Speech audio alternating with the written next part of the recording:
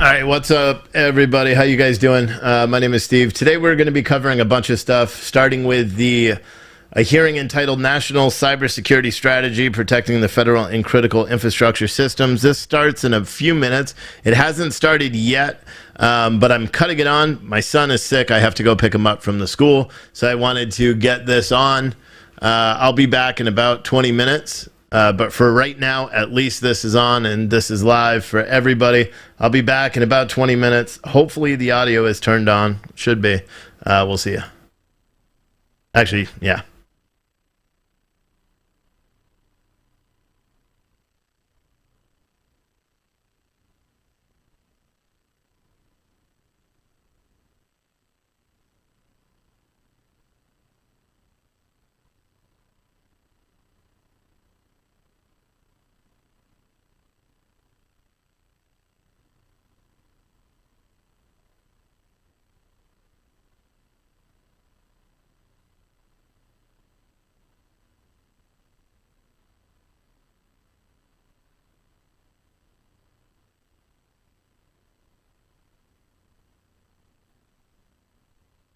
Committee will come to order. I want to thank our witnesses for joining us here today and for their service to the American people. Your agencies and offices are vital to protecting federal cyber networks and critical infrastructure systems.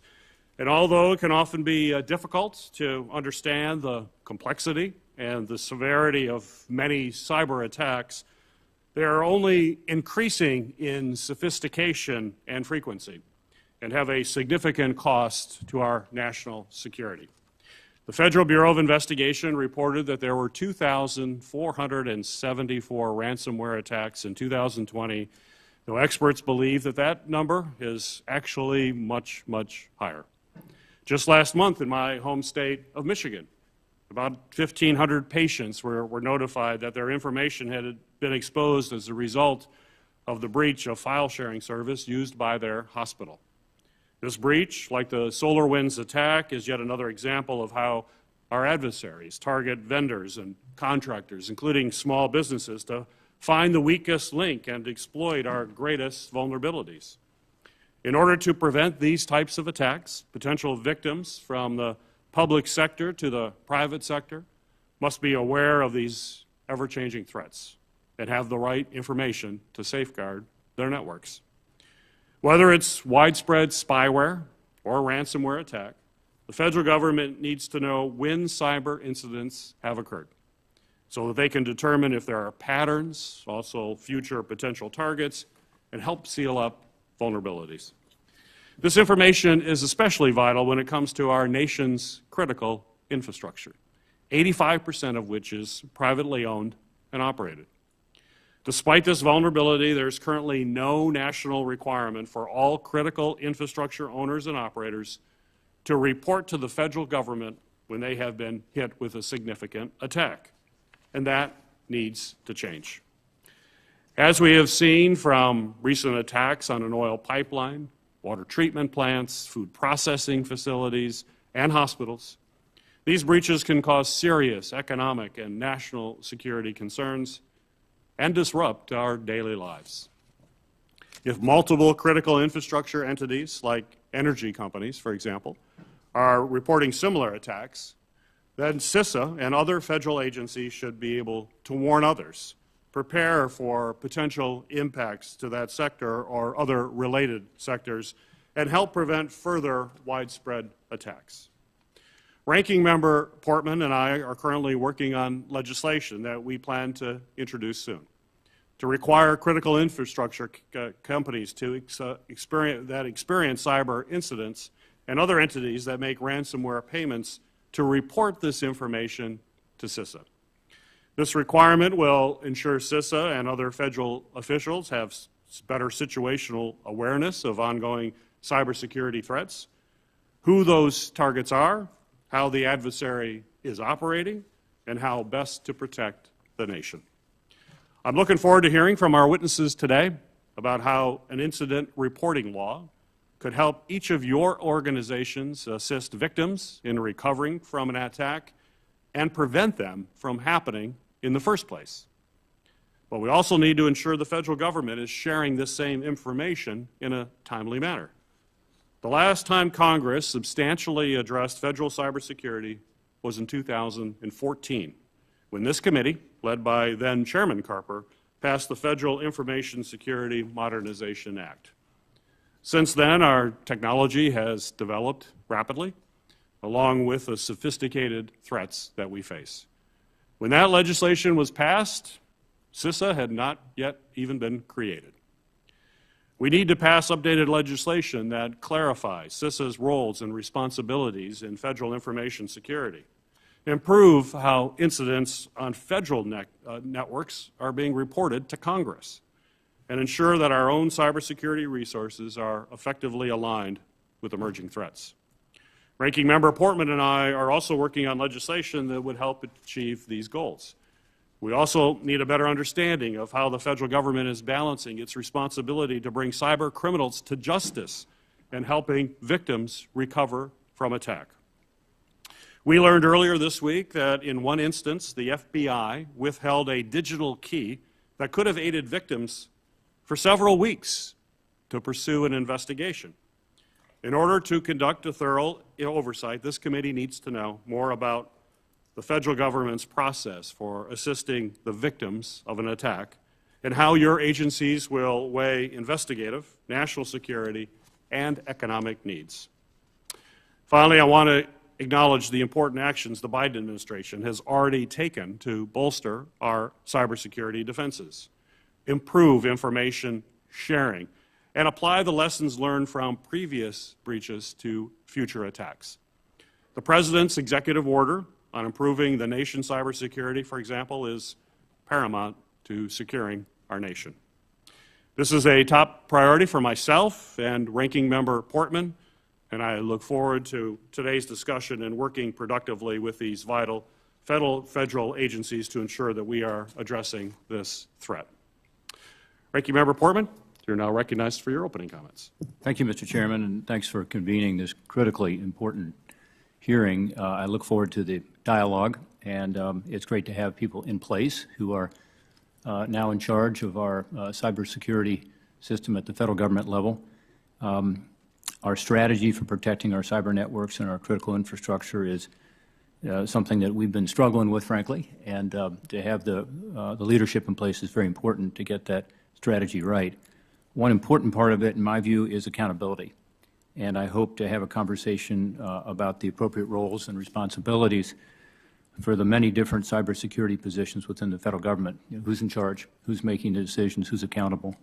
I also look forward to discussing how cyber incident reporting legislation might better inform that strategy. As the Chairman has just said, I think that's very important, and I think we can get that right. I think we can get a bipartisan product on that.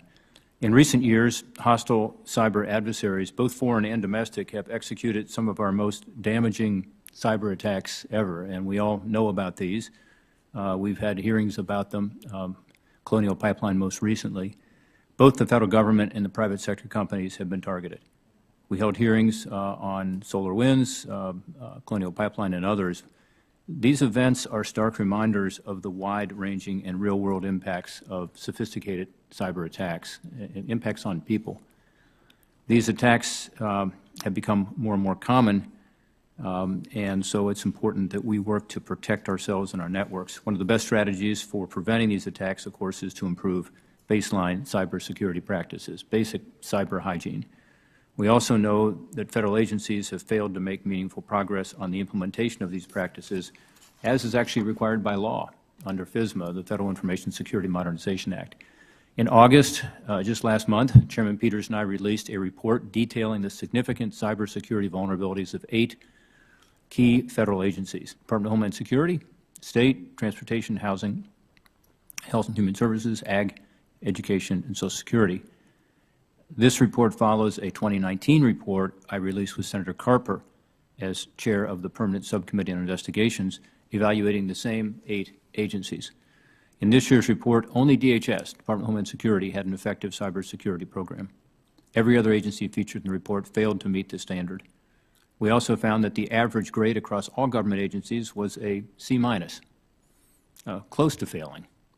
The report identifies several common agency vulnerabilities, including the failure to adequately protect personally identifiable information, maintain an accurate and up-to-date list of the agency's IT assets, install security patches in a timely fashion, and retire vulnerable legacy technology that is no longer secure.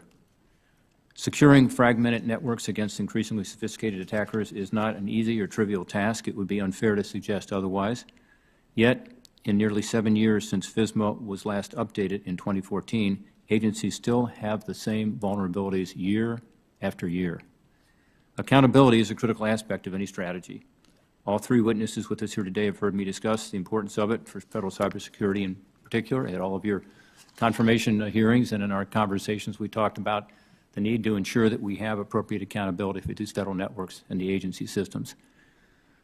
Among the three of you and the Deputy National Security Advisor for Cyber, I believe we will continue to see these inconsistencies or vulnerabilities because of the question about accountability unless we're clear about who's in charge to better prevent, who's in charge to better respond to cyber attacks.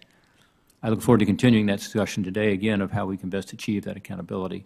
We're also here to discuss this topic of overarching strategy and particularly cyber incident reporting. As I said, recent attacks on critical infrastructure, particularly through ransomware, demonstrated how prompt notification to the government can benefit both the government and its victims.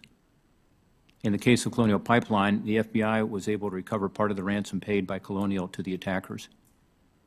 There is a balance between getting information quickly, letting victims respond to an attack without imposing onerous requirements on them, and getting accurate information. We understand that balance, and we want to try to reach the right balance to be sure that we are actually doing what we intend to do, which is to both help the private sector and government agencies deal with cyber attacks.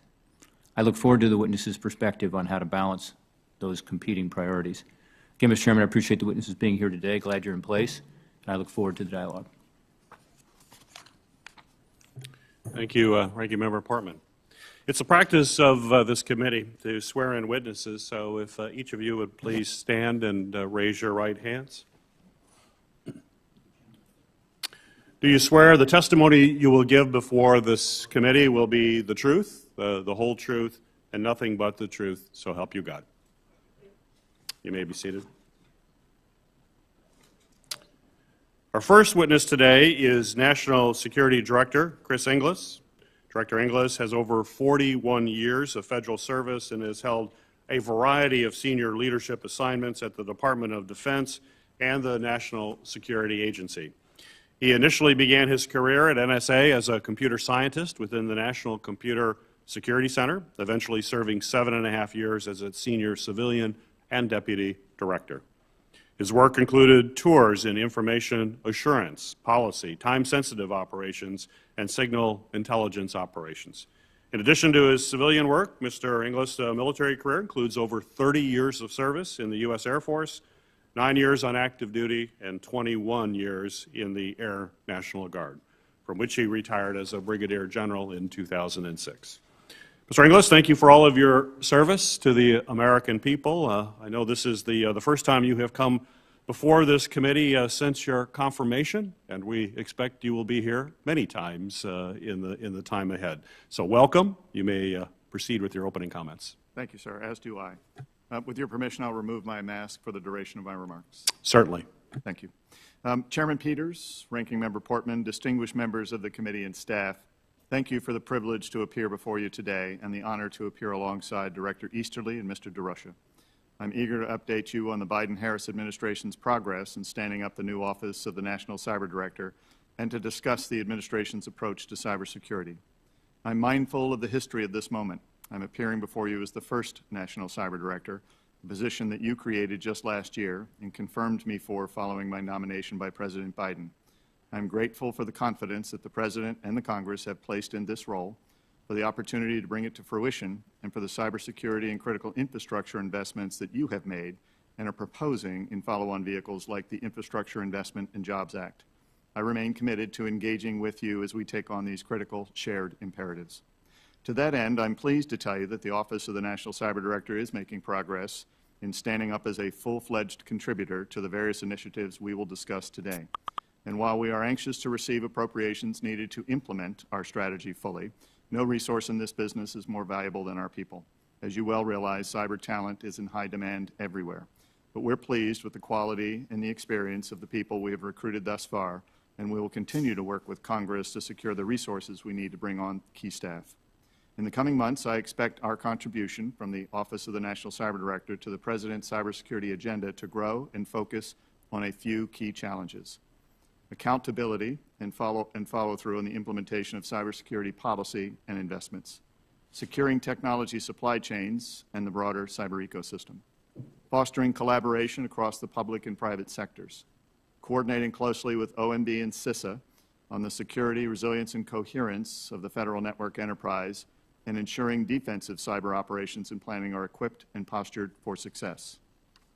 I will also be working with my colleagues to continue implementing crucial initiatives directed by President Biden, including working with my counterparts on the implementation of Executive Order 14028 on improving the nation's cybersecurity, initiatives to strengthen and proactively defend critical infrastructure cybersecurity, and the central challenge of building a cyber workforce to meet our needs well into the future. To these ends, the Office of the National Cyber Director will endeavor to drive the federal government's efforts through the following priorities. First, the office will champion coherence across the federal cyber enterprise, ensuring we speak with one voice and, more importantly, operate with unity of purpose and effort.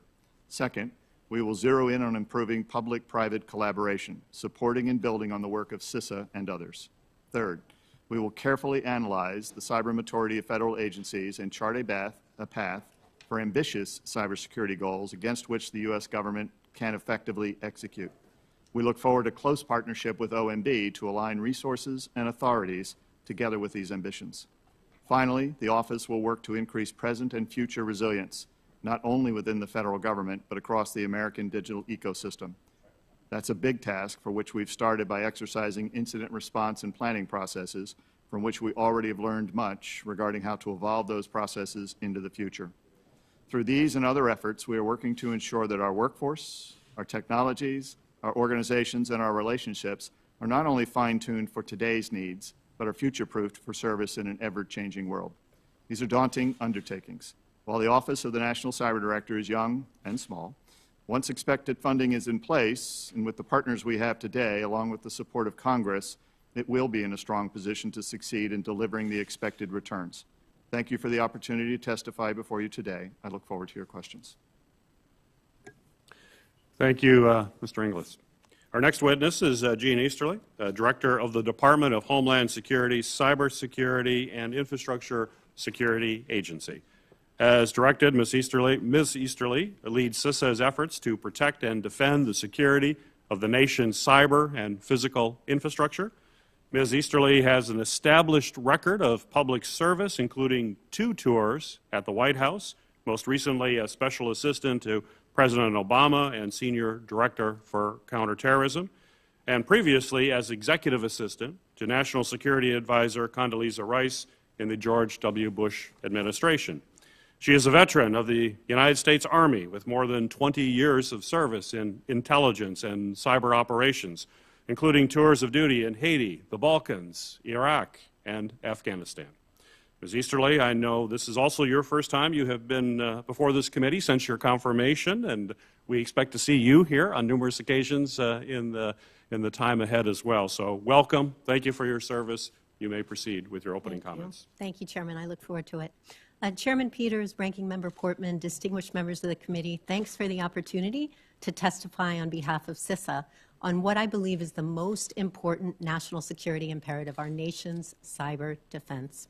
I'm grateful for your trust in confirming me to this position, and as I've shared with my team on each of my first 73 days in this office, I have the best job in government. As I always say, cybersecurity is a team sport, so I'm truly honored to testify today alongside Chris Inglis and Chris Duresha, my teammates and partners in cyber defense. I've spent the past 2.5 months getting to know my teammates within CISA and engaging with partners across the federal government, at the state and local level, in private industry, and across the globe. Based on those observations, I want to outline my priorities for CISA and thoughts for how to move forward collectively to raise our cybersecurity baseline. As the director of CISA, I'm focused on building our workforce, strengthening the resilience of our federal civilian enterprise, and elevating the security of our nation's cyber ecosystem. First, people are CISA's #1 asset, and I'm intently focused on making CISA the world's premier cyber and infrastructure defense agency, the place where the best network defenders want to work. When I arrived at CISA, I found a dedicated, innovative, and inspiring team. I intend to expand upon that foundation to build a culture of excellence and a talent management ecosystem that prizes teamwork and collaboration, innovation and inclusion, trust and transparency, ownership and empowerment. I'm equally focused on building a workforce that reflects the diversity of our nation, not just because it's the right thing to do, but because it's the smart thing to do. Diversity of experience, background, and thought enables better problem solving. Incidents like SolarWinds and Colonial Pipeline, JBS Foods, and the scourge of ransomware attacks that you mentioned on our schools and hospitals and small businesses illustrate how cybersecurity impacts our daily lives. They also highlight the need to address shared cybersecurity risk, and it truly is shared. Together, we have to focus on strengthening our cyber defenses, investing in new capabilities, and fundamentally reimagining how we think about cybersecurity for the nation. To that end, CISA is pursuing capabilities that increase visibility into cybersecurity risks across federal agencies and critical infrastructure.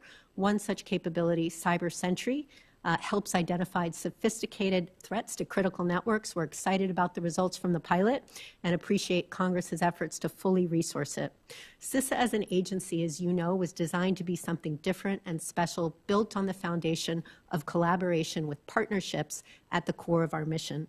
Recognizing that no single entity has all the answers, my goal is to shift the paradigm, transform public-private partnerships into operational collaboration, transform information sharing into information enabling, making sure that the data we deliver to network defenders is timely, relevant, and most importantly, actionable. We're going to do this in part through the newly established Joint Cyber Defense Collaborative, and I want to thank you for authorizing it. JCDC harnesses the power of the federal cyber ecosystem and the private sector to create a common operating picture. Our goal is to be able to see the dots, to connect the dots, and then to drive action to enable collective defense.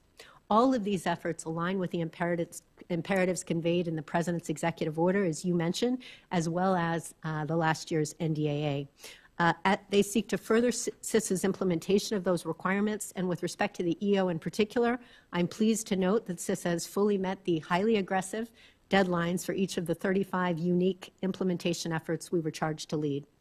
That said, we have a lot of work ahead of us, and we need Congress's help. As you know, there's no single mandatory federal requirement for the reporting of cyber incidents, and without timely notification to CISA, critical analysis, mitigation guidance, and information sharing is severely delayed, leaving infrastructure vulnerable.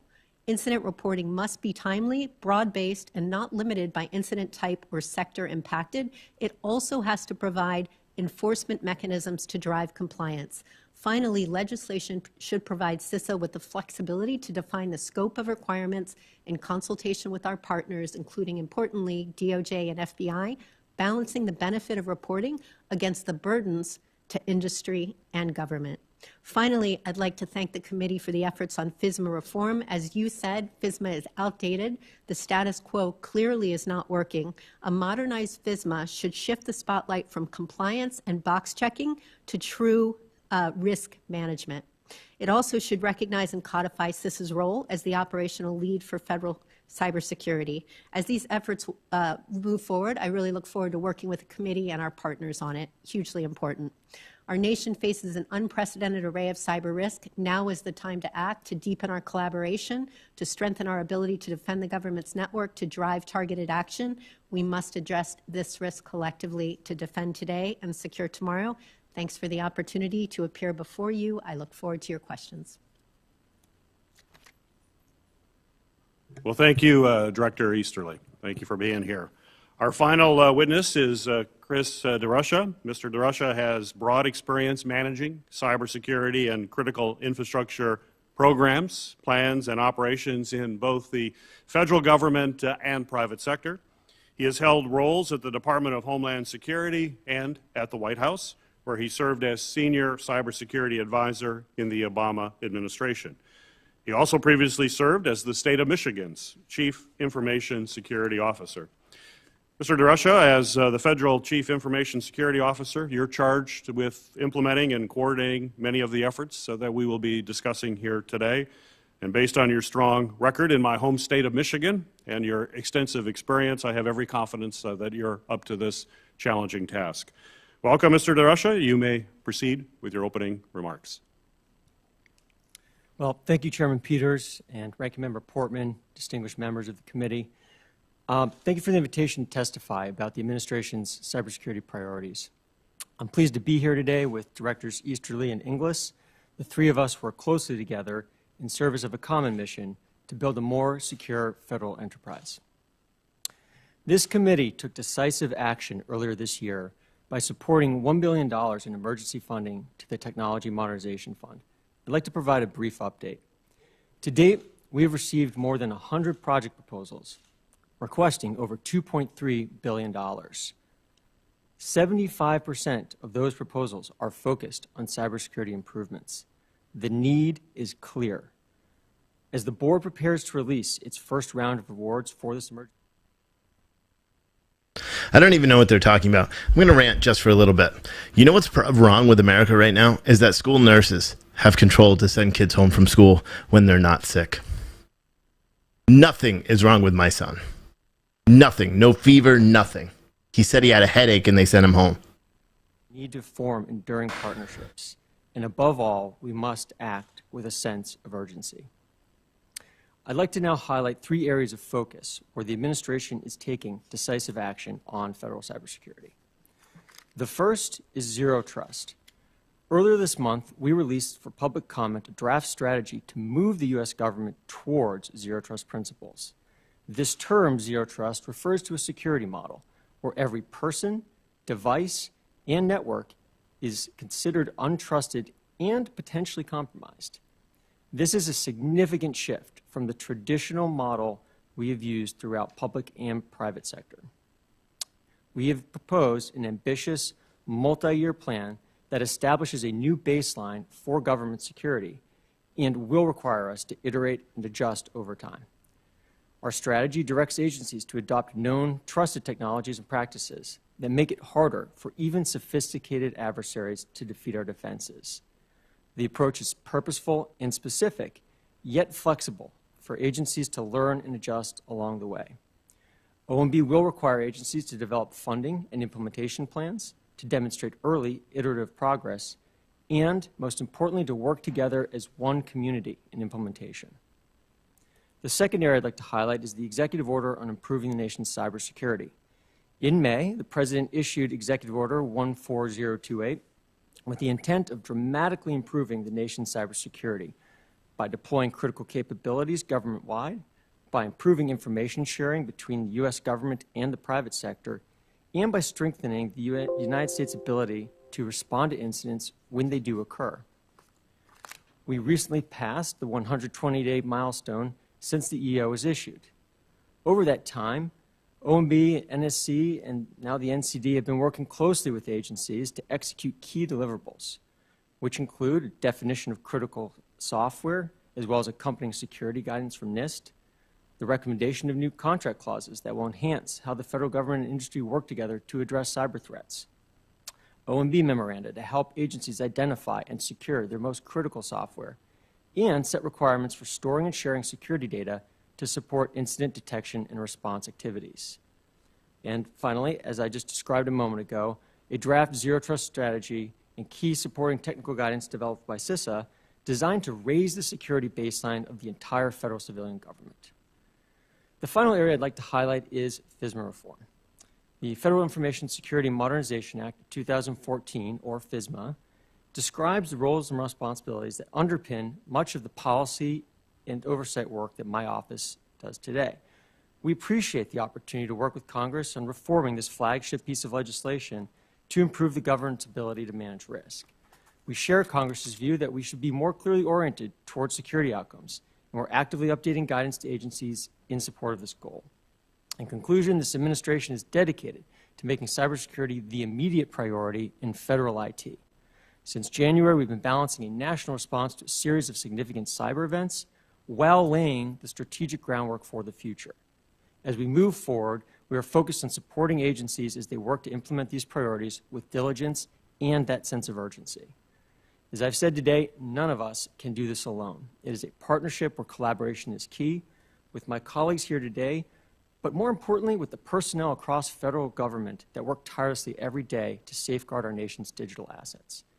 I appreciate this committee's leadership in this field, and I'm confident that through partnership and frank discussions, we're going to build a more secure and resilient federal enterprise together. So thank you for the opportunity to testify today, and I look forward to your questions. Thank you, Mr. DeRusha.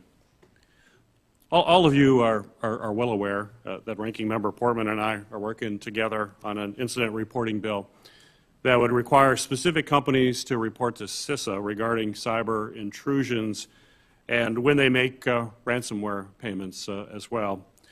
Certainly, after thousands of cyber attacks, including SolarWinds, the Microsoft Exchange, and the Colonial Pipeline ransomware attack, I think it's probably well past time for us to have some sensible legislation put forward to make sure that we're getting timely information about these incidents. My first question is for Director Easterly. If our incident reporting bill were enacted, what would CISA do with this information, and how would you be able to help victims? Thanks very much for your question, Chairman. First of all, we really appreciate this effort. We absolutely agree it's long past time to get cyber incident reporting legislation out there, and we're excited to work with you on this. CISA plays a critical role as the National Coordinator for Critical Infrastructure Resilience and Security. As I think about CISA's superpower that we use on behalf of the nation and the American people is our ability to share information rapidly to enable us to protect other potential victims. So what we could do with this information is not only render assistance to the victim and help them remediate and recover from the attack, but we could use that information, we could analyze it, and then we could share it broadly to see whether, in fact, evidence of such intrusions were found across the sector or, frankly, across other sectors or across the federal civilian executive branch. So we think that timely and relevant reporting of cyber incidents is absolutely critical to help us raise the baseline and protect the cyber ecosystem. Mr. Inglis, my next question is for you. Would the type of information being collected by CISA as laid out in the draft legislation that we're working on help NCD formulate a national strategy and develop policies to prevent these attacks from happening in the first place? Clearly, we want to be a deterrent for them to occur. Would this be helpful? Thank you for the question, Mr. Chairman. I wholeheartedly support what Director Easterly just said and do believe that information would be profoundly useful for the determination of an appropriate strategy. To reprise, that information is useful to help us be more efficient and to prioritize our response in the moment, to inform investments that we should make to get left of the event to prevent these from happening in the future, and ultimately as a foundation of true knowledge, factual-based knowledge, such that we can create strategies that cover the gamut of cybersecurity activities.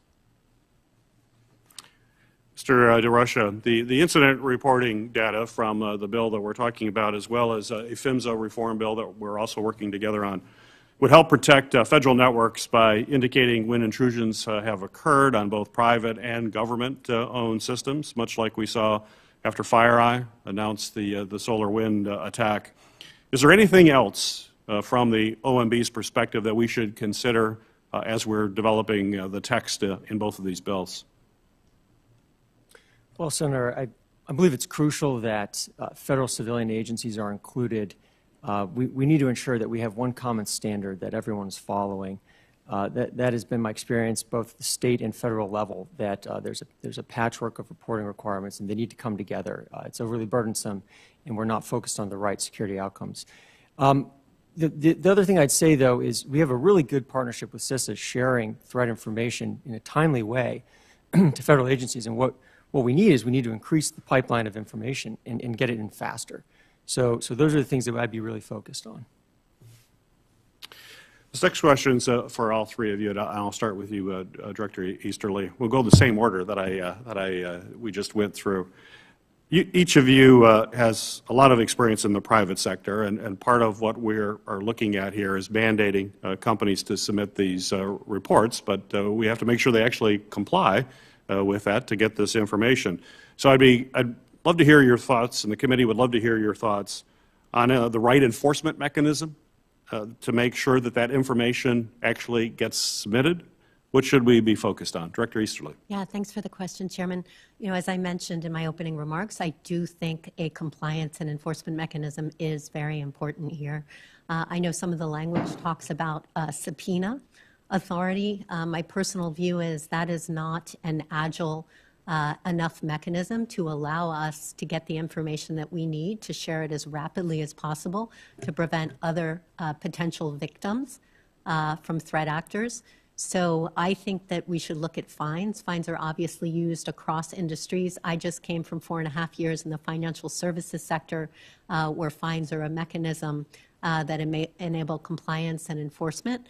I realize this is a complicated issue, and I really look forward to working through it with you because I think it is important that we are able to get the information that we need in a timely way.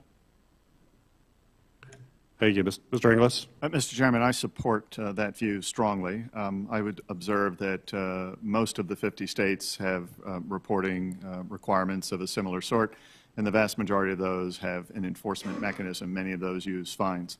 There may be some best practices in there if we do a thoughtful survey of how they've actually addressed this and how that has worked and whether that has imposed an unfair burden on the victims. We, of course, don't want to impose an unfair burden on the victims, but this information is essential for the welfare of the whole. There should be rewards for good behavior. If you've performed well and thoughtfully in this, the benefit should be obvious, which is that we can provide better services, both in response and in preventing this in the future. Mr. DeRusha. Yes, Senator. Also agree enforcement is needed and share the views of my colleagues and would be happy to work with this committee.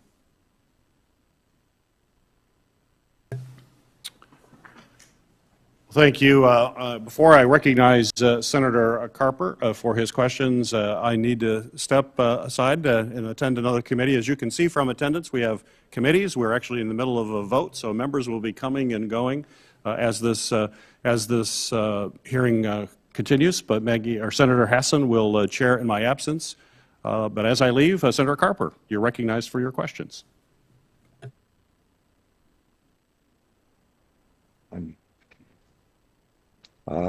Senator Peters, can you hear me? Can you hear me?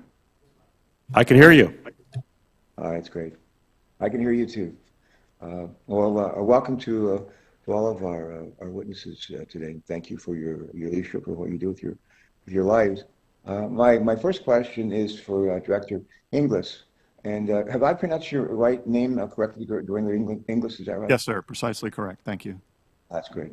I have worked with colleagues, not just Democrats, but colleagues on the other side of the aisle for many years on federal data security and breach notification legislation that would protect the consumers sensitive to personal information. As you know, Director Inglis, each state and as well as the District of Columbia and several territories have some form of their own breach notification law. There is, however, having said, there's no national standard. Back in 2019, while I was privileged to lead the permanent subcommittee on investigation, Senator Portman and I released a report detailing Equifax's repeated failures to protect sensitive information for more than 145 million Americans, a lot of people. Director Inglis, can you take just a moment to speak to the importance of having federal data breach standard and whether or not it would help covered entities to have consistency in cyber best practices in places to protect Americans' personal information? Thank you for the question, Senator. As you may well know, the administration has no formal position on that at the moment, but I would observe the following, which is that given that 50 states have essentially addressed this, each one in their own way. If you're a company that operates across those 50 states, you then have 50 challenges in terms of doing breach notification. And I imagine that most of those companies are trying to get it exactly right, so they have to do it 50 times. To the degree that we can harmonize and standardize that essential requirement to provide the breach notification so that we can assure that the victims are properly notified and the recovery efforts address their needs at that moment of vulnerability, I think that federal legislation would be useful. All right, thank you for those comments. Next, Jen Easterly, the Director Easterly, how are you? I'm great, sir. How are you? Good. How are things at CISA? They're awesome. Best job in government. That's good. Would you work for nothing? Yes, I almost do. All right. We're looking for ways to bring down the deficit. I'll pass that on. Thank you. As we saw from the Colonial Pipeline ransomware attack earlier this year, when a disaster strikes in the cyber world, folks don't always know who to call. In fact, the CEO of Colonial Pipeline, I think his name is Blount, Joseph Blount, was actually before a committee earlier this year. He placed his first call. He told us he placed his first call to the FBI. The FBI then put him in touch with CISA, and this incident makes clear that we need a plan for who to contact when a cyber incident occurs, and we need to better communicate that plan with not just our federal partners, but with state and private partners too. Director Easterly, is there a clear and well-documented, well-communicated rather, plan in place for the federal government and for critical infrastructure entities to implement should they be subject to a cyber, or in the case of Colonial Pipeline, to a ransomware attack? Thanks so much for the question. A hugely important issue. Reminds me of the old song Ghostbusters. Who are you going to call? They're not around these days, so who are we going to call? I think we're the new Ghostbusters, actually, sir. So it's a hugely important question. And I would just say, I watched the hearing with Mr. Blunt from Colonial, and I think it was great that FBI immediately reached out to CISA. We have a fabulous partnership with FBI, and that has only been confirmed over my last 2.5 months, how important and how strong that partnership is.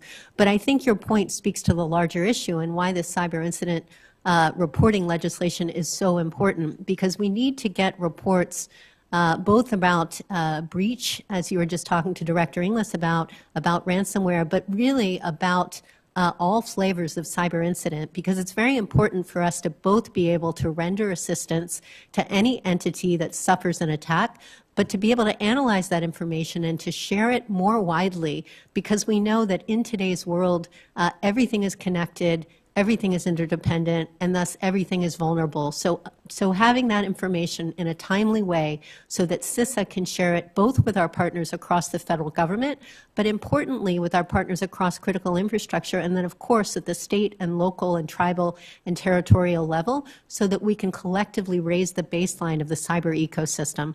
I think it's incredibly important to instantiate that in legislation, sir. All right, great. Thank you. Thanks for that response. I have a question as well, if time will allow, to ask of all three witnesses. Start with you, Director. I would, and then we'll go to the other witnesses.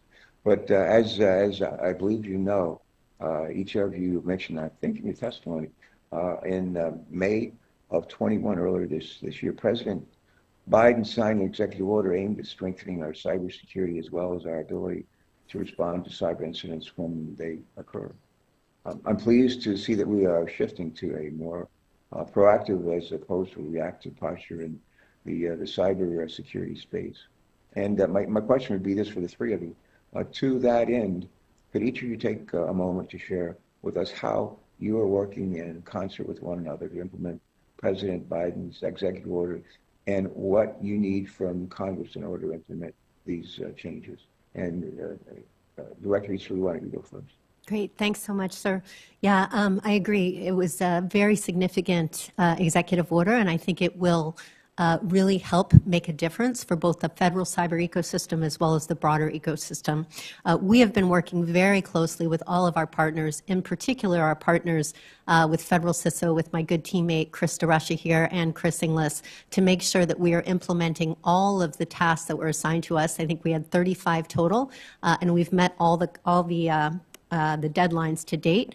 As you said, this is about federal cyber ecosystem, improving information sharing from federal contractors, modernizing the infrastructure to move to zero trust architecture, as Mr. DeRusha already talked about, making sure we have cloud secure instantiations, and then making sure that we're implementing what we call EDR, or endpoint detection and response technology, which allows us to not just focus on the perimeter, but really to focus in depth all the way down to the host level, at the workstation, at the server, to ensure that we can see what threats are out there, detect suspicious activity, and ensure that we're able to mitigate and remediate it as soon as possible. So those aspects of it, plus all we're doing about secure software, software bill of materials, and then finally everything we're doing to improve detection around logging. So a lot of work done. I look forward to keeping the committee updated, sir, on the important work. Thank you. Thank you, ma'am. And Mr. Rush, really the same question. How to talk to us a little bit about how. Senator Carper, yeah. I'm going to ask each witness to respond to your question, but you're over by about a minute, and so we need to move along. Okay, thank you. All right, I will. Thank you. Yeah, Senator. Look, it was a very large, aggressive action plan, which we felt is completely appropriate for the moment. We are focused and have made a lot of progress already on baseline hygiene measures. Director Easterly just described some of those. We've also set in place a multi-year strategy and plan.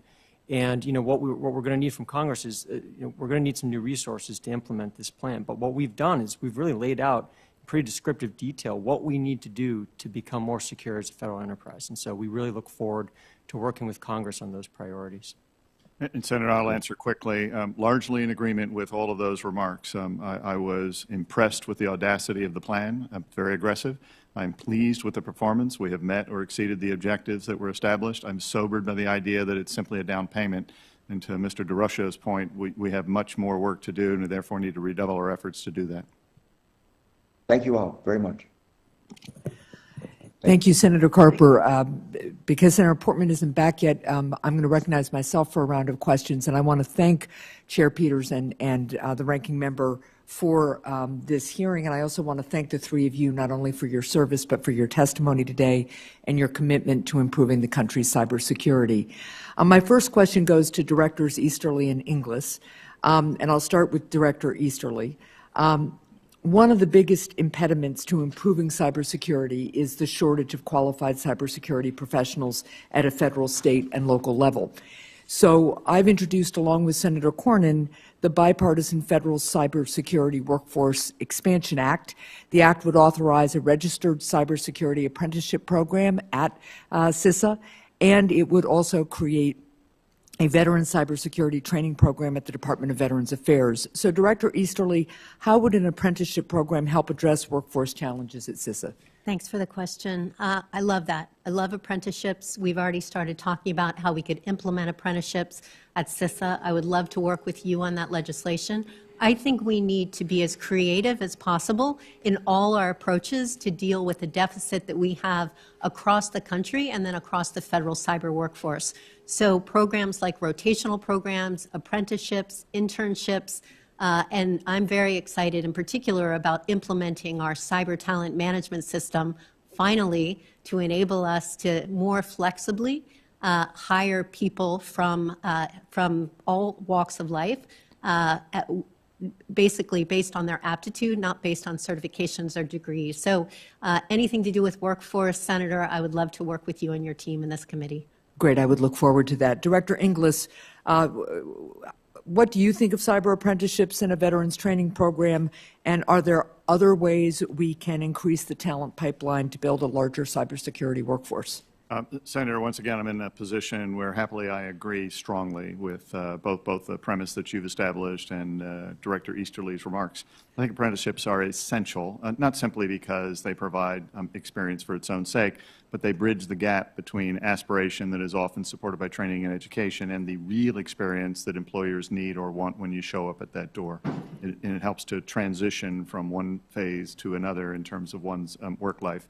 To the extent that that's something we can pilot at CISA or within the Veterans Administration or other places, I would hope that we make that broadly available to the rest of government. Yeah. As to what else we can do, I think that it falls into three broad buckets, which are not unrelated.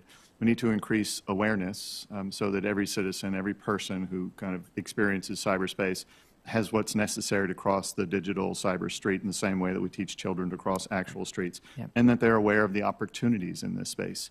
We need to make sure that we invest some more training and education in those who make decisions that implicate cybersecurity, but they don't know it, whether they're lawyers or logisticians or system engineers.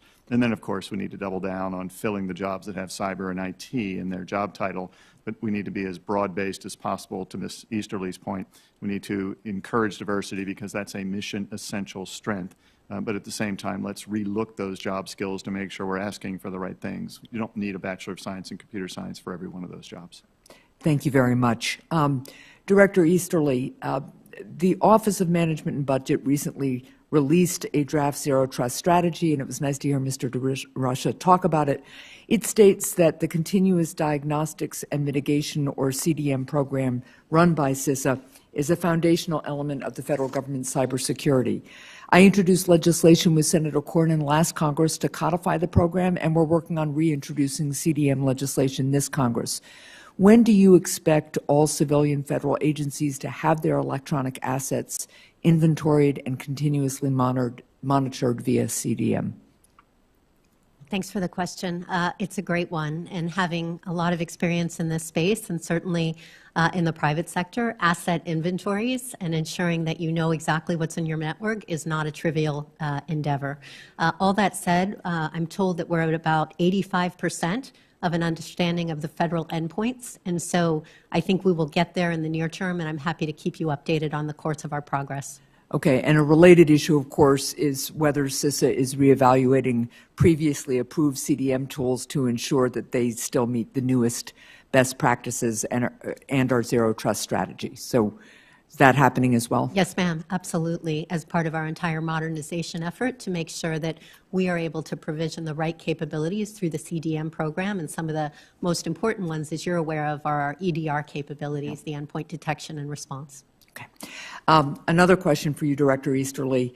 Next week, I'm going to lead a subcommittee hearing on the federal government's IT management resources, the services available to agencies to modernize their aging systems, and ways to improve those programs while also saving taxpayers' money. And Mr. DeRusha, I am looking forward to hearing from your colleague, Federal Chief Information Officer Claire Martorana, on this topic. An important aspect of ensuring the cybersecurity of federal systems is modernizing outdated and obsolete IT systems, which are difficult, if not impossible, to properly secure. So, Director Easterly, how is CISA supporting agency efforts to modernize their aging IT systems to improve cybersecurity? We are taking a very aggressive approach because we understand the urgency here. That said, Senator, this is a very complex endeavor dealing with years and years of legacy systems. It's why, as my colleague, Mr. DeRusha, mentioned, the TMF fund is so important to enable that modernization. So we are working hand in hand with departments and agencies to ensure that they have the capabilities that they need to enable them to build out networks in a different way. And it really goes to the zero trust architecture, the secure cloud systems, the maturity model. We're pushing as hard as we can, Senator. It's a big project, and it's really one of the reasons why I'm excited about FISMA reform, because we need to ensure that we can do this the right way and secure an enterprise, not 102 separate departments and agencies. Well, thank you. Last question for you. I was delighted to hear your testimony and by the recent announcement from CISA about the Joint Cyber Defense Collaborative, or let me make sure I have my acronym, JCDC. It's like ACDC. I know, yes, except not, but yes. So it's intended to improve planning, information sharing, and collaboration among interagency, intergovernmental, and private sector partners. However, several of our critical infrastructure sectors, particularly the healthcare and education sectors, are severely under-resourced when it comes to cybersecurity, especially compared to the JCDC's initial private sector partners. What lessons is CISA learning to learn from its initial industry collaborations that will help it and the JCDC support healthcare, education, and other sectors that are often under-resourced? And I see that I'm over time, so if you can make your answer brief, I can follow up with you as well. I'll do my best. The whole idea of those initial plank holders were those who had massive visibility so they could drive action at scale, Senator. So the fact that we have the CSPs, the ISPs, the cybersecurity vendors that see the dots so we can connect them will allow us to have that information and provide it to the other critical infrastructure sectors so that we can help healthcare and education and all of the what I would call target-rich, sometimes resource-poor sectors. So they will accrue benefit from what we are building in the JCDC. Thank you very much. Senator Portman. Thank you, Madam Chair. I want to start, if I could, by asking unanimous consent to put something in the record that has to do with reporting. This is some of the feedback that we have received from industry and government with regard to our cyber notification legislation. I think the bill is better for this input, and I think it would be appropriate to have these letters included in the hearing record. All three relate to the legislation. One is from 18 trade associations, one is from the financial sector, one is from the communications sector, and the fourth is from the oil and gas sector, expressing their concerns in that case about lack of consultation with the pipeline industry before issuing security directives. I would ask unanimous consent these be placed in the record. Without objection, so ordered. Thank you, Madam Chair. Let me start with something urgent. I'm really eager to get to the accountability issue because, as you know, I think that's critical for us to be able to organize ourselves properly going forward. But unfortunately, you know, we live in a state of constant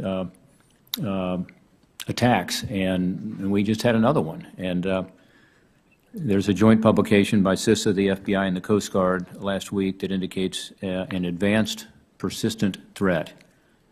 Meaning right now, timely, a threat targeting a software program used to authenticate users when they log onto their computers. And according to this publication, it's widely used by several critical infrastructure sectors, and the hackers have covered their tracks, much like we saw with SolarWinds. So again, I'd hope we could talk about the important, not just the urgent, but the urgent is upon us again. I would ask you, Ms. Easterly, can you briefly explain, you know, what this is and why it matters? Yeah, thanks very much for asking that question, Ranking Member Portman, because it does speak to, I think, a really good news story and the collaboration and how we use data to help protect other sectors of critical infrastructure. So you're referring to something called Manage Engine AD Self-Service Plus, which is this password management and single sign-on capability.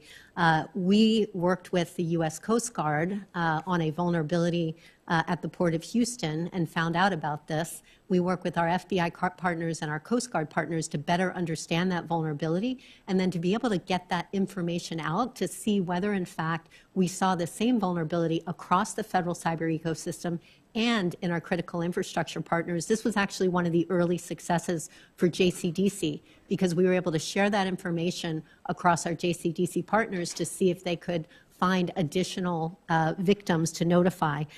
To this point in time, we see that the campaign thus far is limited, but we're continuing to work through it, and I'm happy to keep you apprised. Well, I appreciate that. I guess I'm glad to hear that you feel like in this case we have a handle on it. I did speak to one of your prominent JCDC members yesterday, and I support what you're doing there, and including bringing the private sector expertise in, and I think it's critically important. The alert indicates that this advanced persistent threat and these actors have been exploiting vulnerabilities, but also covering their tracks. What does that mean? And does that mean if it's a nation-state actor, as an example, we're not going to be able to determine who it is? Well, as you know, Ranking Member Portman, attribution can always be complicated in terms of being able to dispositively say who that threat actor is. Certainly the most sophisticated threat actors go to great lengths, as we saw with SolarWinds, to be able to cover their tracks and obfuscate their presence so that they can live for long times in networks and be able to extract data. But we are working very closely with our interagency partners and the intelligence community to better understand this threat actor so that we can ensure that we are not only able to protect systems, but ultimately to be able to hold these actors accountable for what And they in do. terms of this one, can you tell us who you think it is? At this point in time, I would have to get back with my colleagues, but I do think it is a nation-state actor, sir. Concerning, yeah. Yes, sir. Okay, well, we look forward to hearing more as you have it, perhaps even in a classified setting, to understand what we can do to be able to respond, as you say, to be able to push back against these nation-state actors who continue to probe and to commit these crimes against our public and private sector entities, in this case, critical infrastructure. Okay, accountability. I'm going to show a chart here that it is a chart that tries to explain what the roles are, and maybe it's just me, but it seems like there's a lot of overlapping responsibility, including, by the way, among the three of you. And the question is, you know, who's in charge, who's accountable? We talked about this latest hack, and you mentioned that you're involved as the CISA lead, which is good, but also you indicated that there are other entities involved, and the question is, you know, who's in charge and who will take accountability as things happen. So this chart has, with regard to the strategic side, a National Cyber Director who's here with us today. It has the Deputy National Security Advisor who's been with us here before. She is not with us today, but she has a role that she has indicated is in some ways quite similar to your role. Then we have OMB, of course, the federal CIO and the federal CISO role, and then the CISA Director and the FBI Assistant Director for Cyber are more on the operational side. And then the strategic side, of course, every agency head has to be involved and should be, and then, of course, the agency CIOs and the CISOs and the agencies, and that goes to our FISMA issue we talked about earlier. So I guess what I would start with you, Mr. Inglis, and again, I'm glad you're where you are. I wish you had more staff to be able to do your job, which is another topic we'll discuss. Under your authorizing statute, you are the principal advisor to the President on cybersecurity and cybersecurity strategy. Is that correct? That's correct, sir. And does that mean that you are the single point of accountability for federal cybersecurity within the executive branch? I think I am the single point of accountability for federal cybersecurity on owned or leased estates, to include the federal government and the critical infrastructure. When we determine that we need to use instruments of power outside of owned or leased estates, the military, diplomacy, financial instruments of power, the National Security Council is the natural place to essentially coordinate those instruments of power, and therefore they would interact to determine what that strategy should be to do the rest of what's required. But for purposes of preparation, synthesis of the big picture, defense of owned and leased estates, performance assessment, I am the accountable person. So are you accountable, as an example, if the Department of Homeland Security does not have proper cyber hygiene in place? Probably not a good example because they were one of the few agencies that we found of the 8 that was doing some of the right things, but let's say the Department of Health and Human Services or the Department of Energy. Are you the one responsible? Yes, sir. I am ultimately the accountable person. Now, my job is to ensure that that accountability has been allocated properly to agency and department heads, to CISA for being the operational entity, coordinating the defense, to OMB for issuing the right directives. As the coach, as we've used that term before, I need to ensure that those roles are properly assigned, properly executed, and ultimately to do performance assessments to ensure that we're meeting the need. And let me ask you this, this organizational chart, again, where we've talked about in the past the overlap, and you just talked about the National Security Council overlap with what you're doing. Do you think the federal government's organizational structure is effective right now, and do you think that the lines of responsibility are clear? I think it is reasonably effective. Can we make it better? We can, and we will. The three of us at this table talk on a daily basis about how to actually ensure that these roles complement one another. I would observe that the chart, you've been generous, the chart does not show sector risk management agencies. That's a further complication of what they do on the edge of the enterprise that they represent. All of those strengths represent diversity, which properly applied can be a huge strength for us. It is perhaps then less complicated than the U.S. Department of Defense or an American football team, which, if it has the right strategy, if it has the right roles, if the life forces that course across it create coherence, unity of purpose, unity of effort, it can, in fact, be quite useful. That's our job, is to make sure that the video actually makes sense, even if the static picture does not. Well, you make the football analogy. There you have a coach who's ultimately responsible. You have a quarterback responsible for the offense. And the question is, how do you have that with this more diffuse structure? Is there any thought of issuing an executive order or some other rulemaking to more clearly delineate what the lines of responsibility are? I think that's essential. We're actually taking our time, not because we're complacent in any way, shape, or form, but taking our time to actually let experience, a modest amount of experience, drive our efforts to then clarify in writing what we believe is the right and proper way to describe that chart in action. I think you would have hopefully seen over the last 3 or 4 months, there were several times when we reported informally to this committee, not on a major incident, but an incident we thought was reflective of the work that we do together, where we surged to the point of need to assist an agency that was encountering some difficulty. We checked the rest of the enterprise, the federal enterprise in that case, to ensure that that had not been something experienced by others. We visited with the investment strategy using OMB resources to ensure that we were making the proper investments to get ahead of this, and reworked that accordingly, and then ensured that ultimately those best practices became something that everyone could benefit from. That's complicated, that's hard to do, but it is the necessary work of the leadership that you've charged to undertake coherence in that diagram you have behind you. Well, let's go to one of those points that you just made, which is the cybersecurity budgets for the agencies. Mr. DeRusha is here with us on the panel, and you're here on the panel, yet both of you have that responsibility, as I understand it. You have responsibility over the agency cybersecurity budgets and what they ought to be. Is that true, Mr. DeRusha? Well, sir, OMB does, absolutely. So, say it again. I'm sorry, sir. Yes, OMB has that responsibility. It is a shared responsibility between the management side, but largely the budget side, the resource management officers. Okay, I don't want to put Mr. Inglis on the spot here, but would you agree with that, Mr. Inglis, that you don't have responsibility for cybersecurity budgets?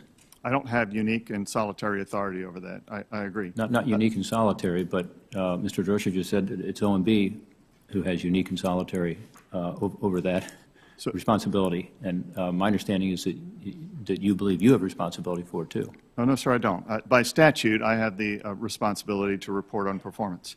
I don't have the authority to direct dollars. I don't have the authority to move dollars, but I think I have a useful and necessary function to report on performance.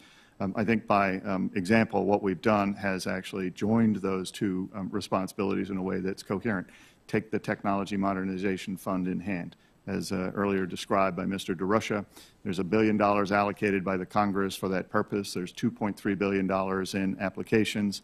OMB, using its authority, has described what the requirements are that would allow them to judge the merits of any particular application. They've empaneled a board. I have looked at those requirements. I have judged that the panel is an appropriate panel to adjudicate this, and I look at each of the applications and each of the awards to ensure that they're consistent with our overall cyber strategy. I therefore am in a place where I am performing my responsibility to ensure performance, at the same time allowing OMB to perform their statutory responsibility to be accountable for the budget. Those two nicely, but in a complicated way, intersect at this thing we call cyber. I think that's by statute where we are. We could possibly clarify that to a greater degree in the FISMA modernization and other bills, but the things that I think that we're enjoying at the moment, we can achieve coherence with the roles as they are defined. Okay, well, I'm over time already, and I apologize to my colleagues. Let me just read the statute for what you're supposed to be doing. reviewing the annual budget proposals for relevant federal agencies and departments and advising the heads of such departments and agencies whether such proposals are consistent with the national cyber policy and strategy. Sounds like you're involved in the budgets, but we look forward to further conversation second round. Thank you, Mr. Chairman. Thank you, sir. Thank you, Ranking Member Portman. Senator Ossoff, you are recognized for your questions. Thank you, Mr. Chairman, and thank you to our panel. Thank you for your service. Mr. DeRusha, you have responsibility as chair of the Federal Acquisition Security Council for risk management in the supply chain for federal agencies. We just saw Apple rush out an iOS patch a couple of weeks ago, an exploit that allowed targeted remote jailbreaking of iOS devices, which it appears had been outstanding for at least several months, had been used to target certain individuals, was revealed.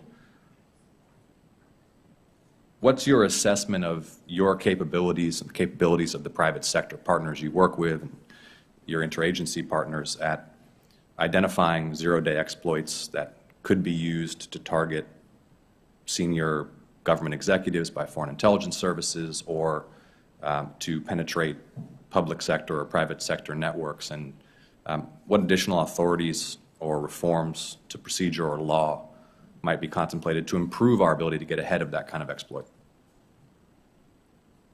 Well, Senator, I'll respond first, but that is also a shared equity with this entire group, in particular at CISA, FBI, and other partners. You know, I'll speak a little about the role of the FASC. You know, we are primarily focused on supply chain risks that have a nexus to national security, foreign threats, and others. So there's an acute focus of the FASC and its responsibilities. However, in our ability to make recommendation of exclusion or removal orders for the federal government, we also take on the responsibility strategically to ensure that we are providing the right guidance and risk information to federal agencies. And so we're working on some new OMB guidance on that front. And we also work closely with NIST to ensure that they have the appropriate understanding of the standards that sit behind the effective risk management programs that they need to build at each federal agency to secure itself. So it's a partnership there. And we have efforts to engage all of the key stakeholders, both industry and other committees like Team Telecom and the Committee on Foreign Investment in the United States. There's a lot of groups and bodies that need to be pulled together to address the risks that you described. But also, you know, in particular to what you're talking about, you know, vulnerabilities of that sort are unfortunately fairly pervasive across the entire ecosystem. And you know, that has not traditionally been the explicit focus of the FASC itself. But I'd be happy to have discussions regarding that further. Okay, we'll come back to this topic in a moment. Mr. Inglis, I want to come to you for a moment and then hear from you, Ms. Ister, on this as well. What changes to policy or the operational posture of executive agencies have been made in response to lessons learned from the Colonial Pipeline breach? Thank you for the question, Senator. In response to the Colonial Pipeline breach, what we've done is to shore up our response mechanisms. Ms. Easterly can talk at some length about that. We've engaged the CEOs of the pipeline sector to ensure that they understand what the federal government is prepared to do, but at the same time, what we have an expectation of that they need to do in terms of increasing resilience and robustness, and they have responded in kind. We have therefore kind of articulated what we believe the requirements are for the pipeline sector. We'll probably do that for other sectors as well. Worked closely with the private sector to make sure that that's understood and reasonable, and ultimately developed a response plan such that we can help them in the moment of need in a way that's timely, efficient, and prioritized. Thank you. Ms. Easterly? Yeah, I think as you know, Senator, there were security directives that were issued in the wake of the Colonial Pipeline incident. One of which importantly provides the requirement to report cyber incidents to CISA. This is the way that we're able to gather the information to protect the larger sector and also connected sectors. So that's one very important thing. Also, as part of the White House's ICS Industrial Control System initiative that first looked at energy, it's now looking at pipeline. So we're actually working with major companies. I was on the phone with them earlier this week about what we can do to help them shore up their security, to include instantiating technology that will allow them to detect more rapidly and to remediate and respond to any intrusions. One of those programs being Cybersecurity, which we appreciate the Congress's focus on permanently authorizing. Thank you, Ms. Easterly. And I share the ranking member's concerns about the complexity of this bureaucracy. Recognize you're making good faith efforts every day to rationalize it and streamline, apply the right authorities through the right agencies. But curious, Ms. Easterly, based on your experience thus far, surely there's room for improvement. What's the most significant impediment to operational efficiency or effectiveness that you've experienced and observed in your time in this position? To be honest, Senator, it has been a pretty good experience thus far.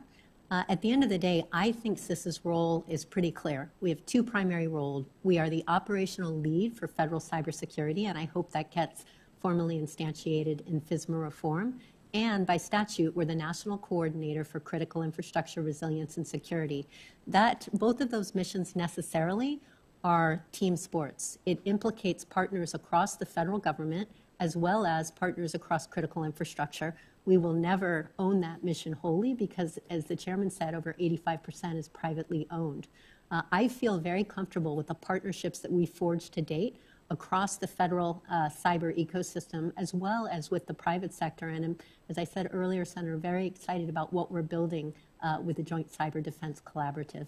And appreciate that, Ms. Easterly, and yet there must be obstacles, inefficiencies, and impediments to effectiveness that you do encounter on a daily basis, and the Congress needs to hear them because we can learn lessons about modifications to statute or reforms to policy based upon your testimony. So I would like to hear from you. What's not working? We need to know.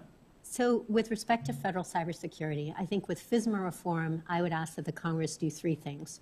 First, that we codify CISA's role in federal cybersecurity as the operational lead, that we make sure that we are holding departments and agencies specifically accountable for the investments that they make in their cybersecurity teams. They're making trade-offs every day. They need to take that seriously and invest in cybersecurity and give some of those authorities between OMB and NCD and make that more explicit. And finally, we need to move from this compliance and box checking to true operational risk management. I think instantiating all of that in FISMA reform will be incredibly important and helpful for our role. And finally, I do think the cyber incident notification legislation is incredibly important to establish our ability to receive reports and then share them agilely and rapidly with the rest of the community so we can raise the baseline on the cyber ecosystem. And I'm sure as I progress in this job, I may have some more things to come back to you on, Senator. In addition to your deep experience in the Army, you've also worked in the financial services sector. How resilient and robust do you believe that sector's cybersecurity is, and what changes either within the industry or at the regulatory level need to be made to protect our markets from what could be a devastating cyber attack that could lead to a financial crisis or significant economic damage? Thanks for the question. It's a great one. Since 2012, when Wall Street was subject to a massive distributed denial of service attack, there has been significant investments made by the financial services sector, billions of dollars, to ensure that there's the right process, the right technology, the right people. And that's why I think finance is generally in such good shape. I think, and this is just my experience at Morgan Stanley, I think with respect to regulatory regime, I always found it necessary to try and harmonize that. And I think we need to think about that with respect to cyber incident reporting, because very important that we're not asking a company, a business that's under duress during a cyber incident to report to 7 different entities, whether it's CISA for cyber incidents or to other regulatory agencies. So the harmonization piece, I think, is important. But one other really important aspect of this, as good as finance can be, it doesn't matter if electricity isn't working, if the telcos aren't working. So even as we look at these sector models, sir, we really have to look at this functionally, right? We have to look at the national critical functions, and I think that's a very important lens because everything is interdependent, everything is connected, everything is vulnerable. And at the end of the day, that's why I think CISA's statutory role as national coordinator is so important, because we have to look across the whole critical infrastructure ecosystem and make sure that it is protected as it is connected in cyberspace. Thank you. Mr. Chairman, I'm over time. I've got a couple more questions if there's time for it later, but I yield. Very good. Thank you, Senator Ossoff. Senator Langford, you're recognized for your question. Chairman, thank you. Thank you all for the work that you're doing. It is exceptionally important for the country, and grateful that you're engaging us. Mr. Inglis, let me walk back to something that Senator Portman was talking about before on the budget issues. You have a fairly unique situation here all of a sudden that your office requested about $15 million to be able to stand up the office. The infrastructure bill gave you $21 million, and then the House Appropriations Bill has allocated almost $19 million more. So you suddenly went from a $15 million request to it looks like a $40 million allocation of this. Is that what you're hearing, seeing? So my understanding is that there are three numbers. The 15 million was imagining that we would get a slow start in fiscal year 22, therefore not be able to execute at a flat, high level across the whole year. So therefore, you might take a $21 million figure, which is probably about the right number, and reduce that, because you're not going to expend all those resources if you don't have the same number of people at the start of the year as you do at the end. With respect to the other budgets, my understanding is they're not additive, that they're going to, one or the other of those will hold sway. Okay, that's helpful, because we're trying to be able to track this as well as you're trying to be able to stand this up. Cecily, thanks again for your engagement on this. Obviously, after the Colonial Pipeline whole incident, a lot of pipeline folks awakened to vulnerabilities that were out there that has been in long-term conversation for years with a lot of the pipeline companies in some areas of vulnerability on this. They made lots of hard decisions on this, but directives came out immediately that were emergency directives. What I'm hearing now from a lot of the companies, not only pipeline companies, but others saying, will we get to be at the table when the final version is done? So help us understand what you think that would mean for them to be at the table, because obviously every single company is not going to be able to be there. There is a notice and comment period that allows every single entity and company to be able to contribute.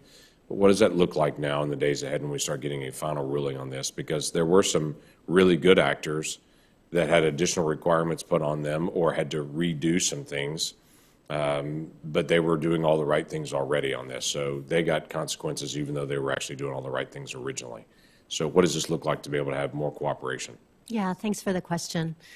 You're absolutely right. Some companies were doing the right things, some were not. I think the objective of the security directive was to set baselines, and I think that's incredibly important. As you know, we've been working with pipeline companies for many years. Some of those vulnerabilities that we illuminated in the security directive had not been remediated for years, and we felt it's incredibly important to be able to really make aggressive progress on this. So we absolutely recognize, and as I mentioned earlier, we're working closely with the big pipeline companies. We have a task force that's been set up. I was on the phone with them earlier this week, and understanding that there was some unhappiness from the community, I know that my colleague, Administrator Pekoski, briefed them on the security directive the other week, and they were quite happy with having that opportunity to consult and collaborate on the way forward. And that is absolutely my approach going forward, Senator. Everything we do has to be in partnership, and I'm looking forward to furthering those conversations. Okay, great. So how do we start proactively sharing intelligence information, not just with pipeline companies, with everybody in the infrastructure world, that actually has some context to it, if I can say it that way? Because sometimes the different reports come out and they look so neutral that it really doesn't look like hair's on fire, do something right now. It's just a, hey, be aware of, but there's no real context to it. So how do we help provide information to people proactively to say, we're hearing this, seeing this, take action immediately on this in a way that has context to it and has some clarity to it of what to be able to do? Yeah, that's a fabulous question. You sound like me when I was at Morgan Stanley. What we wanted was not just indicators, but real context. Because you have to take action against something, and if it's just unclear information, it doesn't help a network defender. And that's why we're so focused on timely, relevant, actionable, contextual information. We're making improvements on what's called AIS, Automated Indicator Sharing. That's a program that's been around for a while, and we actually are adding context from things like the MITRE ATT&CK network that all network defenders use to give more granular information for defense. We're also looking to use CISP, which is our cyber information sharing collaboration platform, about 300 companies there, to ensure that we have regular analytic exchanges to include classified exchanges to make sure that everybody has the information they need to shore up their networks. And then finally, with respect to the JCDC, that is a way to be able to share information very rapidly, both within that small ecosystem and then within the larger community, to help enforce across the board what companies need to do to protect themselves in cyber. So I'm optimistic about making progress, exactly as you're saying, contextual. All right, that's helpful. If you are a large energy company, you've got lots of support on that. If you're a local co-op, you don't have the same level of support on it. So as we're communicating with these companies, how are we getting to the co-op the same as we're getting to an Edison? Yeah, it's a great question. So I'd answer it two ways. First of all, we are constantly putting out information through our platforms. We manage CPAC, the Critical Infrastructure Partnership Advisory Council, which reaches all aspects across infrastructure to put out this information. We have resources, education, technical guidance, and assistance. But one of the greatest things about CISA is our field force. So we're 10 regions, 500 people across the country, security advisors that are in touch at the state and local level with some of those smaller businesses to ensure they have what they need to be able to make those changes to improve their cybersecurity baseline. Okay, that's helpful. Let me ask a question as you walk into this. Just perception at this point. Is the IC, the intelligence community, doing enough to be able to actually reach into areas for critical infrastructure protection to, as was discussed earlier, to get left of some of these challenges, to be able to make sure that we're seeing into it to see what's actually developing? We do a lot on our national security side, as we should, trying to be able to protect our larger systems and how we operate as well. Are there things that we can do to be able to help engage with them more, to be able to raise the level of priority there? I think with respect to the Intel community in the past 2.5 months, I've had many engagements across the board, and I have been, as I always was when I was in government, incredibly encouraged and impressed with the power and capability of our Intel community. I would say, though, Senator, with respect to some of the more exotic and sophisticated actors that take advantage of the blind spots in domestic infrastructure. We saw that with SolarWinds. We saw it with Microsoft Exchange. I don't think that that should be an IC role. I'm sure you agree with me on that. Strongly, though, that's really the motivating impetus for the JCDC. The plank holder partners are those that have incredible visibility across the ecosystem. So they are able to see into things that the government cannot and alert us to trends in malicious cyber actor behavior and suspicious activity to enable us to use that information to make the ecosystem safer. I think that's how we solve the DOTS issue. We solve the DOTS issue by the visibility through our partnership construct that we're building out now. Okay, thank you. Thank you. Thank you, Senator Langford. Senator Scott, you are recognized for your questions. Thank you, Chairman Peters. Thanks for being here. How important is the existing satellite system that the federal government uses to cybersecurity, and how risky do you think the satellite system is as far as its ability to, in any time that somebody wanted to have a conflict with us, that it would be still viable? Appreciate the question, Senator. Without having the details in hand, but happy to respond to that in further detail, would say that the question is probably equally apt of how important is cybersecurity to those satellites.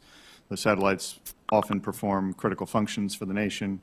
whether it's weather observations or military command and control and so on and so forth. And we need to ensure that we have invested as much in them as we have in any other piece of critical infrastructure. So cybersecurity is essential for them. I think our adversaries would clearly hold those at risk if they thought they had the means or the ability to do so, and therefore it has to be in scope. And what do you think? I would agree with that, Senator. Obviously, anything that is critical to our national security is something that we need to make sure is protected and secure. In today's technology world, we know that many things are connected and almost everything is vulnerable. It's why we work so hard to ensure that all sectors are raising their cybersecurity baseline. So very much agree with the director on this. But the way to think about it is it's more they need you to make sure that they're not damaged rather than the other way around. I agree. So I talked with a gentleman a couple of weeks ago, and he gave me a wonderful analogy. He says, you know why race cars have bigger brakes? So they can go faster, right? So the point he was making is that the reason we have cybersecurity, the reason we lay it on, is not for its own sake, not so we can be proud that we've done that, but so that we can enable a mission, a critical mission. I think that's the case with satellites or any other piece of our critical infrastructure. Okay. What's the administration doing to go after these nation states that target our critical infrastructure? I was governor of Florida, so we had all these hurricanes, so a lot of them. The first thing you realize is you got to get the power back up, and you got to get communication back up, because you're going to eventually, if you don't get that done, you're going to run out of getting the food and water out to everybody. So, what do you think we should be doing to deal with these nation states that are targeting our critical infrastructure and essential services, and are we doing enough? So, Senator, I'll start. So I think that the administration's strategy, take ransomware as an example, but it's not the only example where a nation state would hold us at risk. There are 4 lines of effort currently in that strategy. One is you have to disrupt the infrastructure and the actors, determine what it is they make use of, and try to hold that at risk, using all instruments of power, not simply cyber instruments of power, but use your legal remedies, your diplomatic remedies, your financial remedies, all of that to essentially make it such that they can't succeed. 2, promote resilience, such that we're simply a harder target. That's sometimes less satisfying because you don't see kind of some flash in the night, but actually if you simply avoid the event, it's far more meritorious than kind of working your way through it. 3, address the abuse of virtual currency, which is underpinning. It's a huge fuel inside of this fire. Let me interrupt you. Do you think that's doable? I think it's doable, maybe not to the 100th percentile, but I do think it's doable. Good. Right, so the sanctioning that occurred, 2 days ago of PUX or MUX, which has shown itself to be involved in so many of these transactions of virtual currency turning into hard currency or vice versa. But we can essentially kind of lock those down if we know that they're engaged in illicit activities, and actually try to hold the virtual system accountable for the same requirements that the hard currency system does. And then finally, I think that the 4th element, not independent of the other 3, is to do this in the broadest possible coalition. This is an international issue, not a U.S.-only issue. And so we need to, if we're bringing pressure to bear on Vladimir Putin because he gives sanctuary or permissive action, we need to bring a coalition to bear to hold him at risk, to determine what it is he cares about, to use all of our powers across nations who have this same problem, who are like-minded in their desire to achieve the outcomes in this space. You want to add anything? I think it's a great rundown. I mean, this really is a whole-of-nation effort, where CISA's role, of course, is in that promoting resilient space. We also do response and recovery. But I'd be failing if I didn't take this opportunity to just say that, yes, there are sophisticated and highly dedicated actors, sir, but much of the attacks that we see could be prevented with good cyber hygiene. And so incredibly important that all entities do the basics to include, most importantly, in my view, implementing multi-factor authentication. And we're going to spend Cybersecurity Awareness Month in October making sure that everybody has what they need to implement the basics. Sir, if I might jump back in, just to compliment Jen on this, if you go to stopransomware.gov, a site set up by CISA, you actually learn quite a lot about how you can actually be your own best defense. Do you want to add anything? No, sir, I think that it's well stated by my colleagues. The only thing I would say is, as the lead for federal civilian, we take an approach of anything of value is going to be a high target. So we have a high value asset approach. And then we prioritize our efforts around looking at the threats and vulnerabilities of those assets first. So that aligns completely with the concerns you've raised and expressed here. According to the U.S. Office of the Director of National Intelligence 2021 Annual Threat Assessment, China presents a prolific and effective cyber espionage threat, possesses substantial cyber attack capabilities, and presents a growing influence threat. I think everybody pretty much agree with that. Can you describe some of the risks we face when it comes to cyber attacks from, let's just pick on one. I'd pick on Communist China. Sir, I can. I'll try to go fast since I think we know all of this. It's just a summary of what I think is already out there. First and foremost, there's a theft of intellectual property that constitutes hard-won competitive advantage of our businesses, our industries, to aid and abet, right, the development of their own industries. That's simply wrong, and it's an unlevel playing field that we need to challenge. Second, kind of stealing some of that material, those secrets, they can hold our maneuvers, our actions at risk, our legitimate actions in the realm of diplomacy or military actions hold that at risk in ways that are inappropriate. Finally, they can attack our confidence by making it such that we might come to the conclusion that this digital infrastructure won't work for us when and as it should, and that perhaps is the most insidious, pernicious threat of all. The answer to all of those... I think that's true, right? Don't you think most people believe it won't be there when we need it? Our job is to, I think it's possibly true. I think it's our job to ensure that we have sufficient confidence. I think that we can agree that the infrastructure that we make use of can never be perfectly secure, and it won't defend itself. So we can make it defensible. Jen has described many ways to do that. We then must actually defend it. And we must have a transcendent, resilient idea of who we are and where we're going such that that's the thing that they have to challenge. Such that we essentially achieve our aspirations through momentum as much or more as through knocking down, right, the efforts that somebody else undertakes to hold that at risk. I don't think I could say it better. Okay. All right. Thank you, Chairman. Thanks. Thank you, Senator Scott. Ranking Portman, I know you have a question that you'd like to ask. You're recognized for it.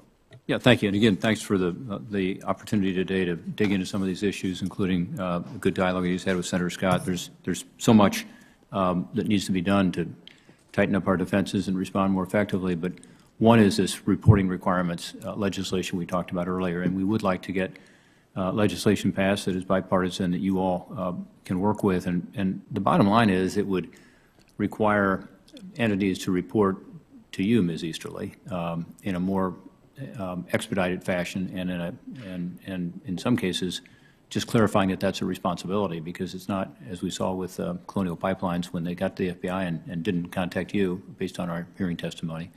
So for you to be able to properly disseminate that information that you get to the right agencies, and therefore to have the right analysis, I suppose you need to do that.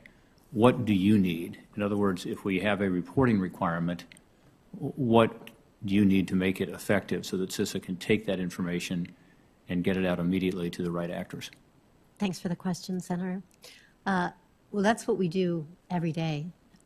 We receive a variety of reports across the federal civilian executive branch. We receive a variety of reports at the state and local level, and then, of course, at critical infrastructure.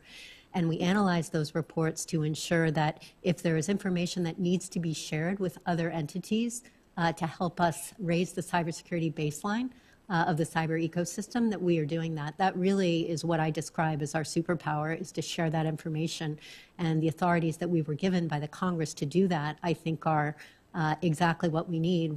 If this legislation goes into place, and I'm a huge supporter of it, and I think, as I said earlier, we need to craft it in such a way that it enables enforcement, it is timely, but we're going to need to put in place process to be able to handle this information at even greater scale and make sure that we can share it as agilely as possible. I think that the JCDC that we're standing up will help enable that, because again, that gives a construct to share many to many. Uniquely, it is the only federal cyber entity in statute that brings together NSA, FBI, CISA, Cybercom, DoD, ODNI with the private sector so that we can share that many to many. That's the dots visibility issue that we're trying to solve, Ranking Member Portman, and I'm optimistic that we'll be able to leverage any new legislation to share that information as agilely as possible.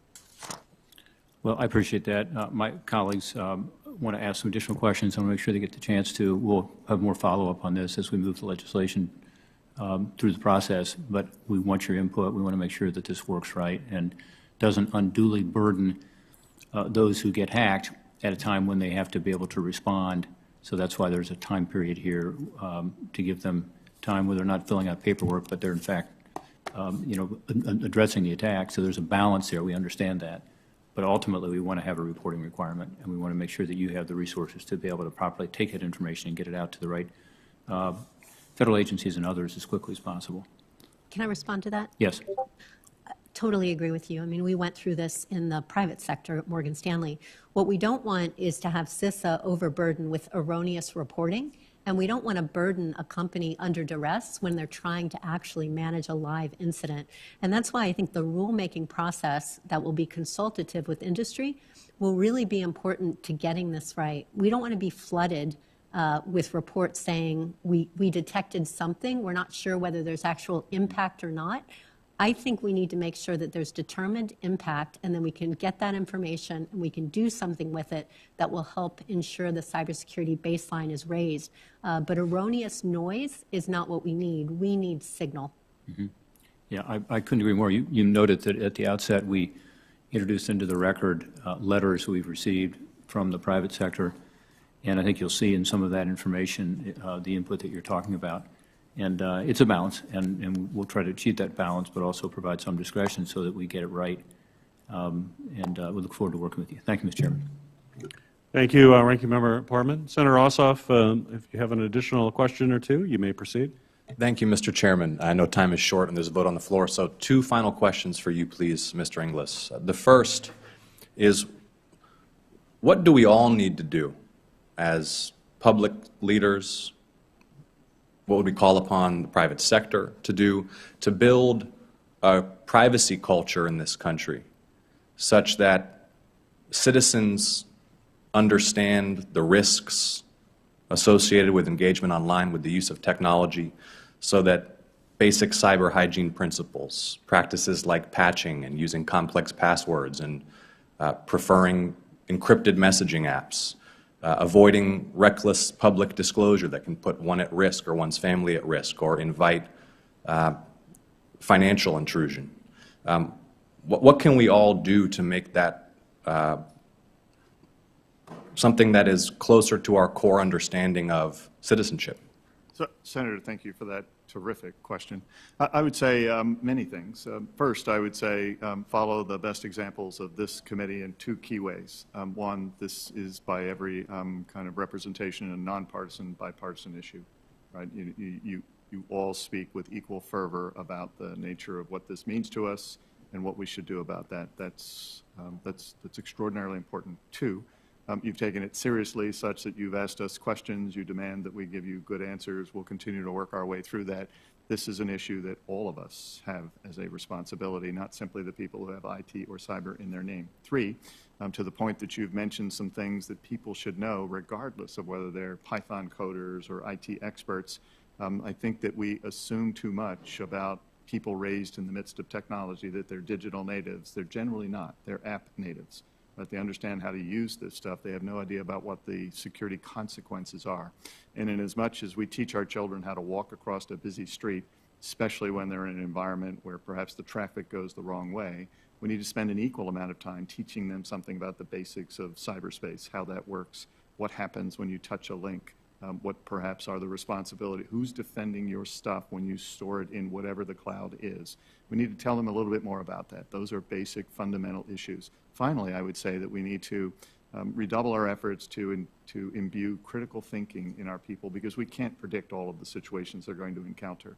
They therefore need to have foundational abilities to say, does this make sense? And make a choice based upon some facts that are kind of solid underneath them. I think we do all of those things, we're in a better place. Thank you, Mr. Inglis, and let's continue the conversation on this subject. My final question, and it's a brief one, Mr. Chairman, for you. Mr. Inglis, in your capacity, you have to consume threat intelligence, work with the intelligence community, work with law enforcement agencies. You've got a background at the National Security Agency.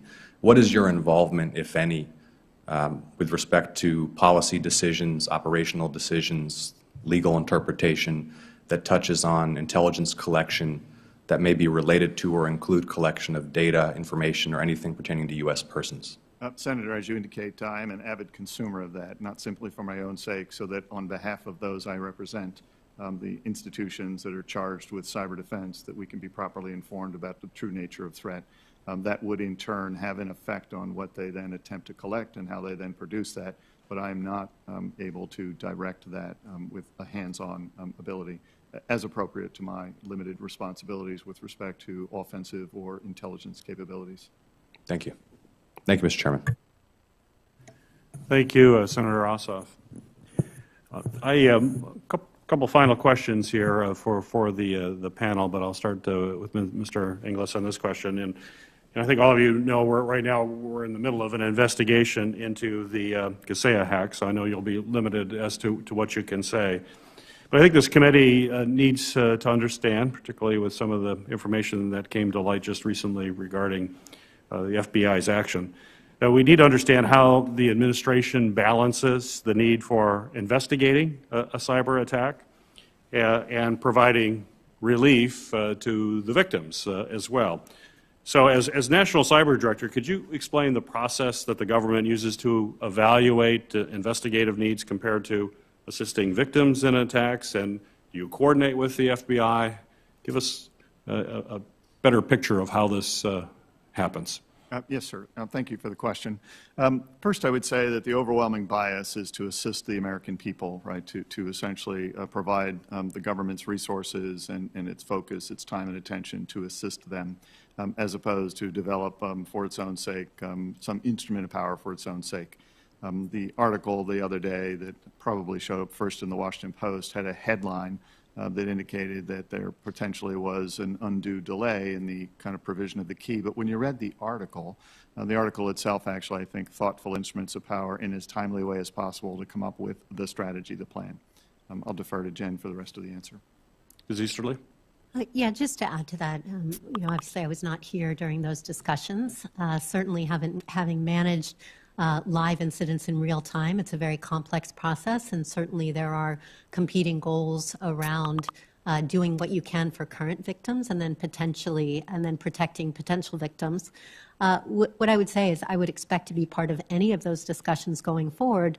And at CISA, what I would do would be advocating for doing everything that we can to ensure that victims have the tools that they need to recover, remediate, and get their businesses back up and running, and that we have the information that we need to protect future victims, why your cyber incident legislation is so important.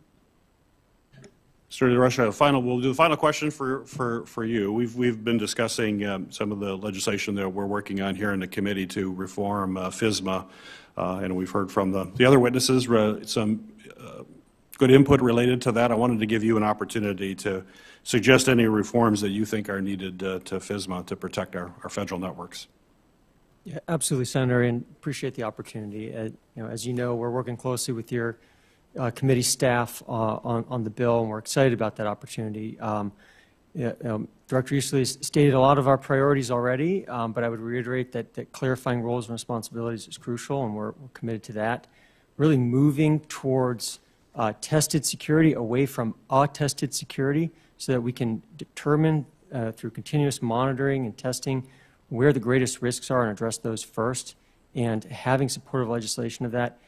Having legislation that ensures that we're not being overly burdensome with multiple compliance requirements and regimes that are going towards agencies, and so that we can streamline some of that and maybe provide some relief on how often they need to do that so they can focus on remediating the vulnerabilities that they're finding through tested mechanisms, and also moving towards automation. There is a skills gap in this space. We're working to address it, but we can't do that fast enough, and so we've got to lean on the technology and integrate that into our processes. And so I think those priorities are well aligned and shared, and we just look forward to the right language to codify those into law. Well, thank you for that answer, and once again, thank you to our witnesses for joining us today. I appreciate all of your efforts to strengthen our cybersecurity defenses. It's a big challenge. All three of you are certainly up to that challenge, and I appreciate you taking the time today to discuss these issues with the committee. I think you can tell this committee is very focused on these issues. All of the members are very engaged. We understand the seriousness of what we're dealing with, and we want to support you in your efforts each and every day. We have to stay vigilant against these breaches and ransomware attacks, and effectively addressing these is going to require strong coordination between our offices and work in a bipartisan way. I look forward to working with, continuing my work with Ranking Member Portman to introduce bills that will strengthen the cyber incident and ransom payment reporting requirements for key public and private sector entities and ensure that federal government networks are also prepared to deal with these evolving threats. I think we heard today that there's a clear need for our offices to get this information, which can help you connect the dots and who's behind these attacks and help prevent potential targets from being potential victims. And I look forward to continuing to work with all of you and with my colleagues on this committee to do everything in our power to strengthen our cybersecurity defenses. The record for this hearing will remain open for 15 days until 5 p.m. on October 8th of 2021 for the submission of statements and questions.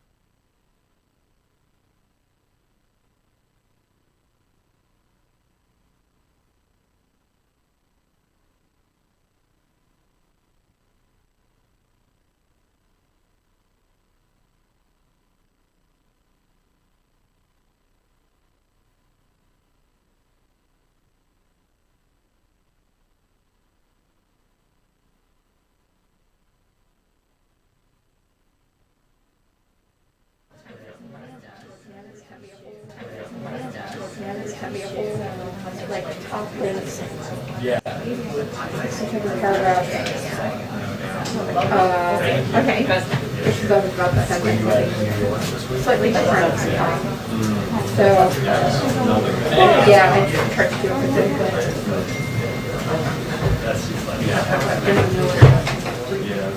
The president paying attention. Did she even tell me? Oh, that's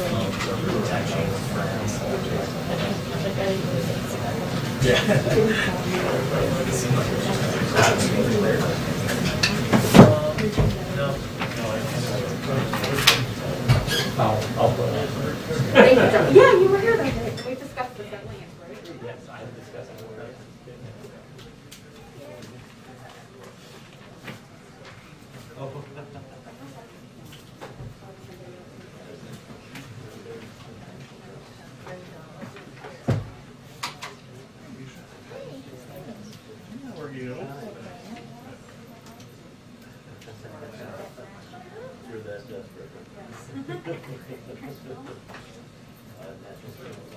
I didn't get hit this one. You're very lucky. Kind of a vacancy in the group. Yeah, or spilled coffee.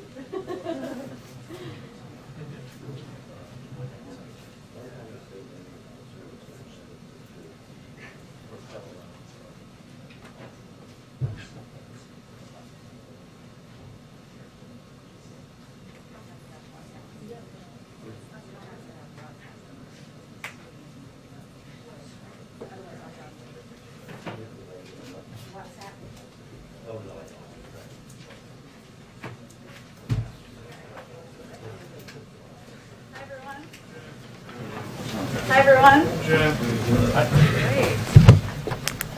All right. Today, NEC Director Brian Deese and Secretary of Commerce Gina Raimondo will host a semiconductor supply chain convening to discuss the ongoing global chip shortage, the impact the Delta variant has had on global semiconductor supply chains, and the industry's progress toward improving transparency and trust across the supply chain that both produce and consume chips.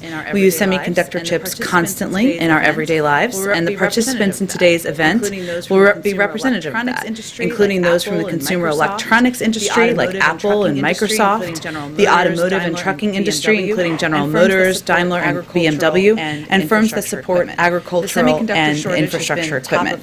The semiconductor shortage has been top of mind for the president since he took office, but we also know we must also rely on the industry to take steps to minimize the impact the shortage is having on U.S. workers and consumers, including providing greater transparency.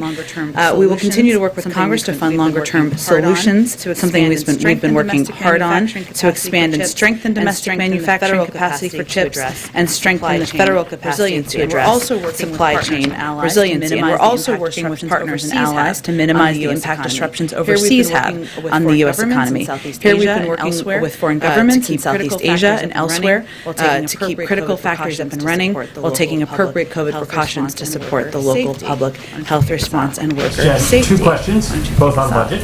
Jen, two questions. Senator Schumer and Speaker Pelosi. One, Senator Schumer and Speaker Pelosi said they have agreement with the White House on a menu of options. Senator Manchin, Senator Sanders have indicated they don't know what's on that menu. Senator Sanders have indicated they don't know what's on that menu. About what is on that menu? Can you give us some details about what is on that menu? Maybe like a rough range, and maybe like a rough range, maybe specific options, and that shows that this is progress. We certainly think it's progress, and it builds on the president's certainly think it's progress, and it builds on the president's meetings he had yesterday with leadership, to talk about moderates, with progressives, to talk about members of the Democratic, in an effort to unify members of the Democratic Party and caucus around our shared objective of lowering costs for Americans and making the tax code more fair. As Leader Schumer saw, I know you followed it closely, but for others, as Leader Schumer said, I should say, he conveyed what has been agreed to as a menu of options options that will pay for whatever the agreement on the investment may look like. And so it's a menu of revenue raisers. Now, I think as you may understand, it's important to have those discussions with the range of important leaders, including Senator Sinema, Senator Manchin, a range of members, about what those menu of options of revenue raisers look like. That's exactly the process that's going to happen over the short term. So I'm going to let that play out before I detail more from here. I would otherwise point you to Leader Schumer's office. Okay. Secondly, I know you don't want to negotiate from the podium.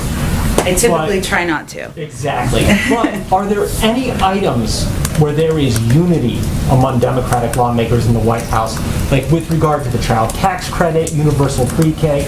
Is there anything where you can say, we have agreement that we want these programs at this level?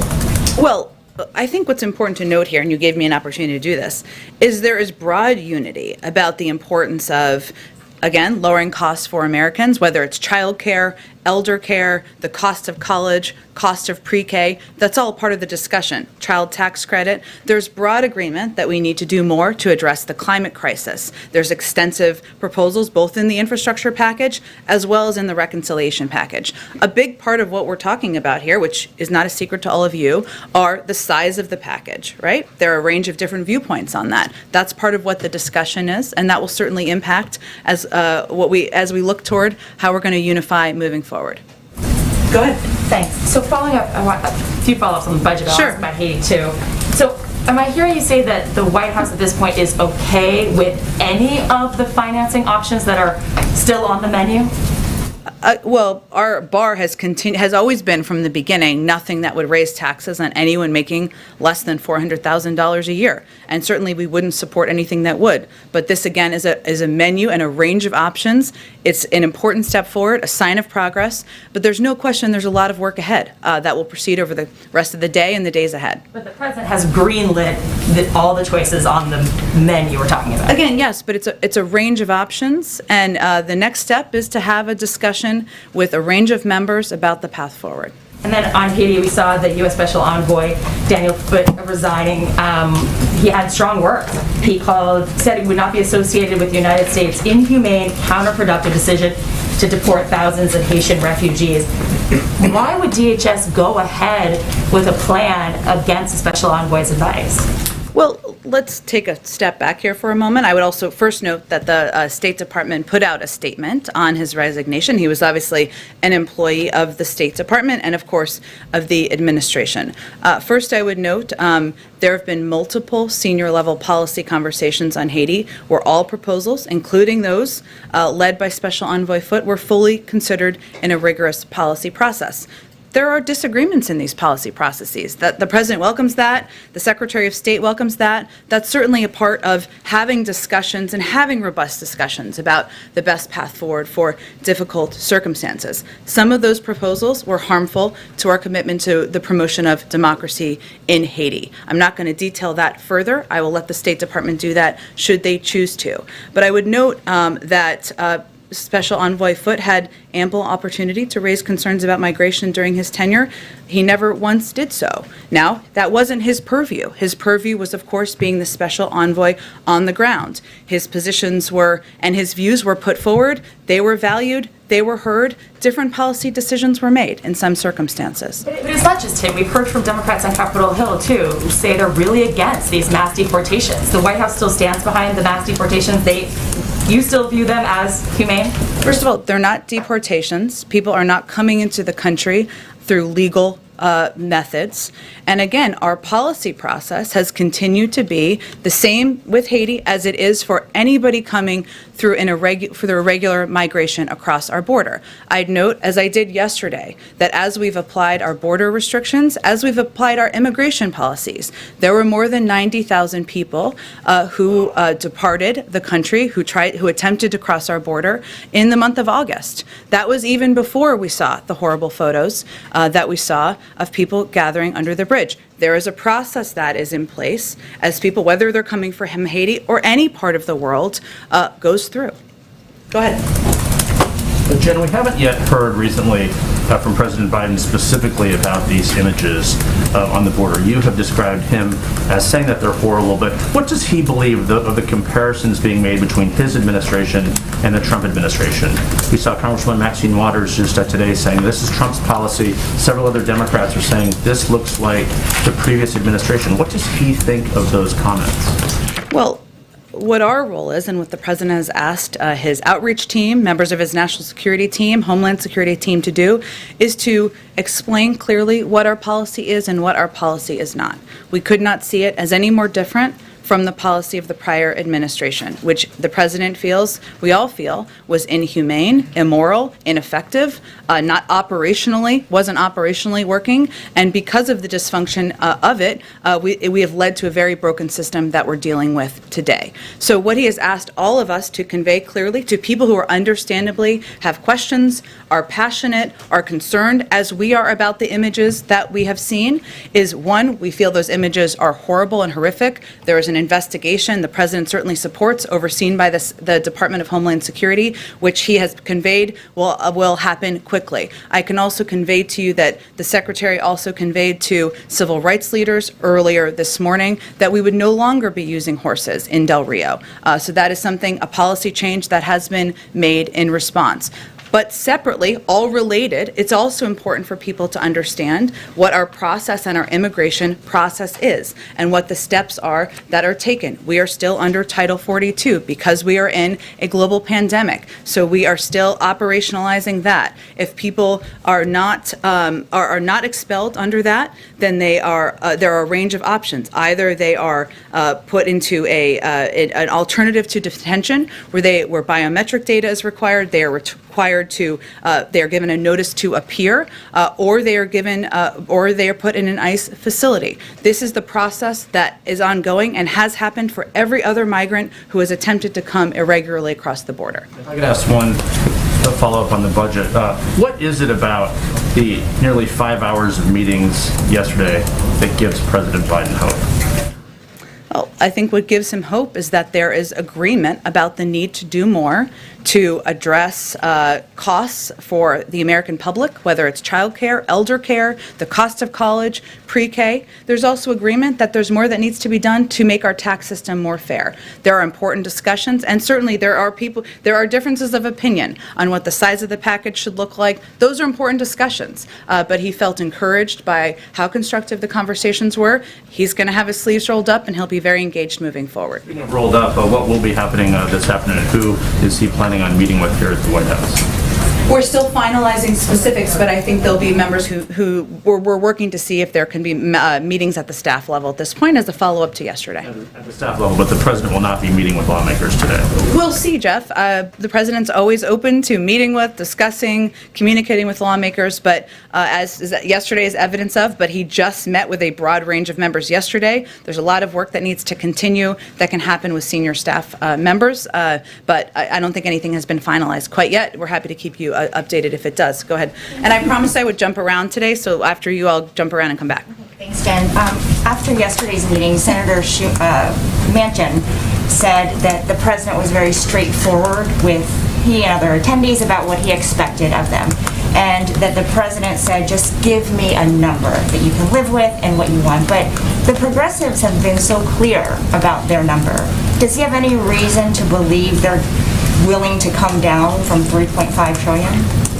Well, this is what a negotiation looks like. This is what compromise looks like. And ultimately, the president also wants to see a robust package that will help lower costs for the American people across the country. You need the votes to get that forward. That is how the process works in Congress. This is democracy in action. So his role yesterday was meeting with a range of voices, hearing from them on what they're excited about, where they may have concerns, and trying to help be a unifier in moving the process forward. It wasn't that it ended yesterday. There's a lot of work ahead, which will proceed over the days ahead. So he does think they might come down. We'll see. He's always believed that there would need to be a potential for compromise, would need to be what everybody would have to be open to. And a couple questions. Are you doing anything to expedite the process of finding Foot's replacement, given the situation in Haiti? I don't have anything to report out to you on kind of what the next steps are there. What I can reiterate to you is we have an ambassador on the ground. We have a robust presence on the ground. We have a newly installed Assistant Secretary for the Western Hemisphere, all of whom have experience in the region and will certainly be overseeing the policy at this point in time. Ken, want to go ahead? Just one more. Just one of his concerns that he laid out in this letter was that the Haitian government is expressing an inability to provide for the migrants that are returning there because of a lack of basic resources. DHS has said vaguely that the U.S. will provide support for those people, for the Haitian government to absorb deportees. Can you provide any specific details about that support? Sure. Well, first, let me say, because this is a question that's been asked, that we are working with the International Organization on Migration to ensure that returning Haitian migrants are met at the airport and provided immediate assistance. So that's in the most immediate. In terms of the range of assistance we've provided, let me just give you just a quick overview of what we've done sort of to date. U.S. agencies led by USAID recently provided an additional $32 million in new assistance to support earthquake response efforts and humanitarian relief. This funding builds on the USAID disaster assistance response teams. In January, we announced $75.5 million in bilateral development and health assistance for a wide range of issues for Haiti that we're still working with them, of course, on to deploy. That's a large amount of money. So I would say we're continuing to provide a range of assistance, but the recent $32 million is in response to the earthquake that happened over the summer. Go ahead, Ken. Just on the infrastructure package, just having had these lengthy meetings yesterday, does the president think the House should vote on the infrastructure bill in the beginning of next week, or does he think that there might be a benefit to waiting and delaying on that? The president's going to work closely with leadership to determine what the next best steps are. He also may need Republican votes. Does he intend to bring House Republicans over to talk about infrastructure in the next few days? We're really deciding day by day on what can be most helpful and constructive to moving his agenda forward, which includes each of these pieces of legislation. So right now, I don't have anything on the books, but we're again deciding day by day. Go ahead. We're about a week away from the end of the fiscal year, and we understand that today's the day the administration is going to suggest, instruct agencies to develop contingency plans for a funding lapse. I want to ask specifically about agencies within HHS, the CDC and the FDA. Years ago, in 2013, when there was a government shutdown, Tom Friedman, who then led the CDC, described that period of time as one of the worst in his tenure at the agency. 8,000 CDC staffers, he said, were furloughed. Do you expect a similar dynamic to play out if there's a shutdown this year in this pandemic, or will there be different instructions to those critical agencies now? Well, we are taking every step we can to mitigate the impacts of a potential shutdown on our pandemic response, economic recovery, or other priorities. The fact is, shutdowns are incredibly costly, disruptive, and damaging. Direct public health efforts can generally proceed during a shutdown because they're exempt, and that is certainly our intention. And large swaths of the federal government coming to a screeching halt would certainly not be beneficial to pandemic response. But we are doing everything we can to mitigate. I'd also say on the first part of your question, it's consistent with long-standing practice across many administrations for OMB to simply remind agency senior staff of the need to review and update orderly shutdown plans. This is not formal guidance being given. It's just a reminder. We're 7 days out, and we need to be prepared, of course, in any event of any contingency. So we see this as a routine step and one just to be prepared in any event of what could happen. It's theoretical, but would the administration be in support of, let's just say, a cutout, a CR, just for Health and Human Services or other departments that are critical to the pandemic response? I don't think I'm going to speak to that, Steve. Our objective here, there is a CR that passed, there's a debt limit that passed, raising the debt limit that passed the House. The Senate can ask to raise both of them and to ensure there's funding for a range of government programs. Go ahead, and then I'll jump more to the back. Go ahead. My first question is on Haiti, and then I have sort of a bigger picture question around that. But should the administration have been more prepared for these people to come, given the political unrest there this summer, then the earthquake in mid-August, given how conditions were on the ground there even before all of that? And then kind of a second part of it is that the Border Patrol Union has been saying that they had some warnings within the administration as early as June that they were expecting an influx, not of patients, but of other migrants to Del Rio, and that they needed more resources there. So did the administration not act on those things? Were those not widely disseminated concerns? And then, just kind of on the conditions in Haiti, like, couldn't the administration have expected that refugees were going to show up somewhere in these weeks? Well, there's a range of factors here. It's hard to really gauge what percentage, or I can't attribute at this point what percentage each of those factors are. Obviously, there are challenging circumstances on the ground in Haiti with the government unrest, with the earthquake. There are also a number of smugglers who are taking advantage of this, and we've seen that over the course of the last couple of weeks. Certainly, we're aware of that reality. We've seen that as in other parts of Central America as well. But that's something that we have no doubt has contributed to a rapid influx of people who were told that they could come into the country and everything would be fine, when clearly it's not. So all we can focus on at this point is what steps we're taking now to ensure there is an orderly and humane process, to ensure that people who are there are treated with dignity, that they're going through a process of being considered for the range of options, and that's what our focus is on at this point in time. Sort of related things or not. President Biden ran on a promise to use government to help people and that he would be able to wield the powers of government effectively. But we've seen on a range of issues, whether it's the pandemic, immigration, Afghanistan, some missteps or places where the government trying to do its best hasn't necessarily been good enough. So what do you say to a voter who might be saying, I thought Biden was going to know how to run this government, but now we're looking at a potential government shutdown in a week and a default on U.S. debt? I would say that every president is elected to weather storms and navigate crises, and they come to every presidency. And if you look at all of the things that you loaded into that question, all issues that are happening, of course, currently, the president has been clear that he wanted to end a 20-year war in Afghanistan. He did exactly that. That's something I would say the American public broadly supports. We've certainly acknowledged that there are aspects, of course, of how it was handled or how all of the events transpired that were not what we had planned for. I would say on other issues, we are doing everything we can to prevent a government shutdown and planning to prevent the impact that we've seen in the past that has been quite devastating on different components of government. We're right now in the midst of trying to get a historic package that's going to address a lot of issues the American people care about across the finish line. And making policy is messy, so we're right in the middle of that. So I would say to anyone who feels that way, we're in the middle of navigating and weathering storms and dealing with crises. That's what a president should do. That's what an administration should do. We're not going to shy away from that, and that's what people were elected him to get through. Go ahead. Also on Haiti, building on Jeff's question, I mean, when you have Maxine Waters saying that what these images and this policy harkens back to the slave trade, I mean, you're saying here that you're trying to communicate what the policy is. She and other Democrats who are your allies in other political projects are criticizing that very policy.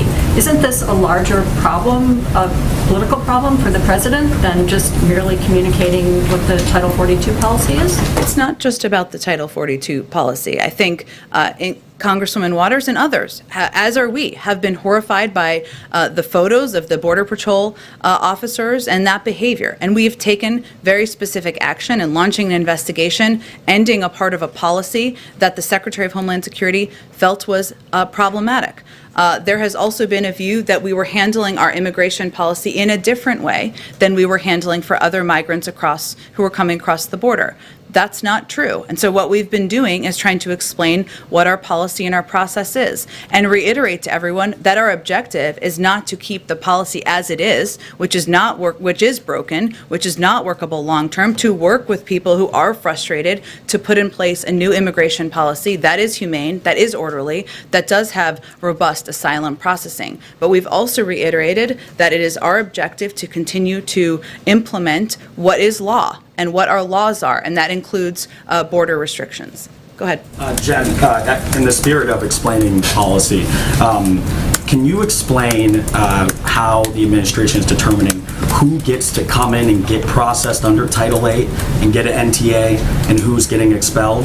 On-the-ground reporting suggests that it's based off demographic, not racial demographic, but if you come in as a family, single adult, what have you. How is Border Patrol determining right now who actually gets to stay in and get processed and who gets expelled under Title 42? Sure. So across the border, including in the Del Rio sector, we continue to enforce Title 42. Families and single adults are typically expelled under this CDC directive when possible.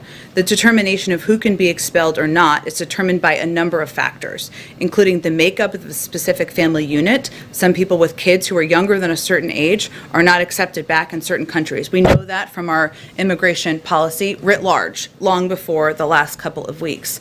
And agreements with the country origin and as well as agreements with the country of origin or last residence. As you know, and as all of you have reported, this is not just a case of everyone coming directly from Haiti. People are coming from different countries, some where they have lived for periods of time. Family units are different, and so each is made on a case-by-case basis. Another determining factor is detention capacity, both within ICE and CPB. And so, as we have stated, those who cannot be expelled are placed into removal proceedings and issued a notice to appear, or when capacity issues and processing backlogs arise, they may be processed via an alternate means, which requires them to report to an ICE office to commence the next steps in their immigration proceedings. That's how the process works. DHS thus far has not given data on, specifically in Del Rio, of those who have been processed under Title VIII and those who have been processed under Title 42. Is there any breakdown that you can provide on that? I think they did provide yesterday, and I think they're going to be providing regular updates, and certainly this is something that is under their purview. As you noted, that the department has conducted 2 repatriation flights yesterday. I'm just going to give you a little more information than you asked for, but just so everybody has it. With a total of 318 Haitian nationals on board, these flights will continue. Since Sunday, September 19th, 12 repatriation flights have left the United States. 1,401 Haitian nationals have been returned to Haiti. 3,206 Haitian nationals have been moved from the Del Rio camp to CBP custody or to other sectors of the United States border to either be expelled via Title 42 if possible or placed into removal proceedings. Sometimes it requires a discussion in order to determine the path forward. Then, therefore, there remain less than 5,000 migrants in the Del Rio sector. And can I ask about police reform as well? Sure. Obviously, reports that those talks are dead. What's the White House strategy now moving forward to try and rein in police departments? And I know that the readout yesterday mentioned working with Democrats both in the House and the Senate. But what's the strategy also for the White House to work with Republicans as well, who did ask for more concessions when it came to these negotiations? Well, I spoke to this quite a bit yesterday, but I'm happy to speak to it again. Part of our objective is to communicate and work with a range of members, activists, and others who've been involved in pressing for reform, something the President strongly supports. That includes the consideration of executive action and certainly includes considering whether there is a path forward legislatively. Obviously, we just saw those talks break down just yesterday, so those engagements need to resume, but those are really the next steps in the process. Karen, go ahead. Thanks. Getting back to the Monday potential vote on infrastructure, you had said in response to Ken's question that the President's working closely with leadership to determine what the next best steps are. But what has he indicated he thinks the next best steps are? Is he looking at Monday as a hard deadline, or would he be okay with that vote being delayed by a couple of weeks?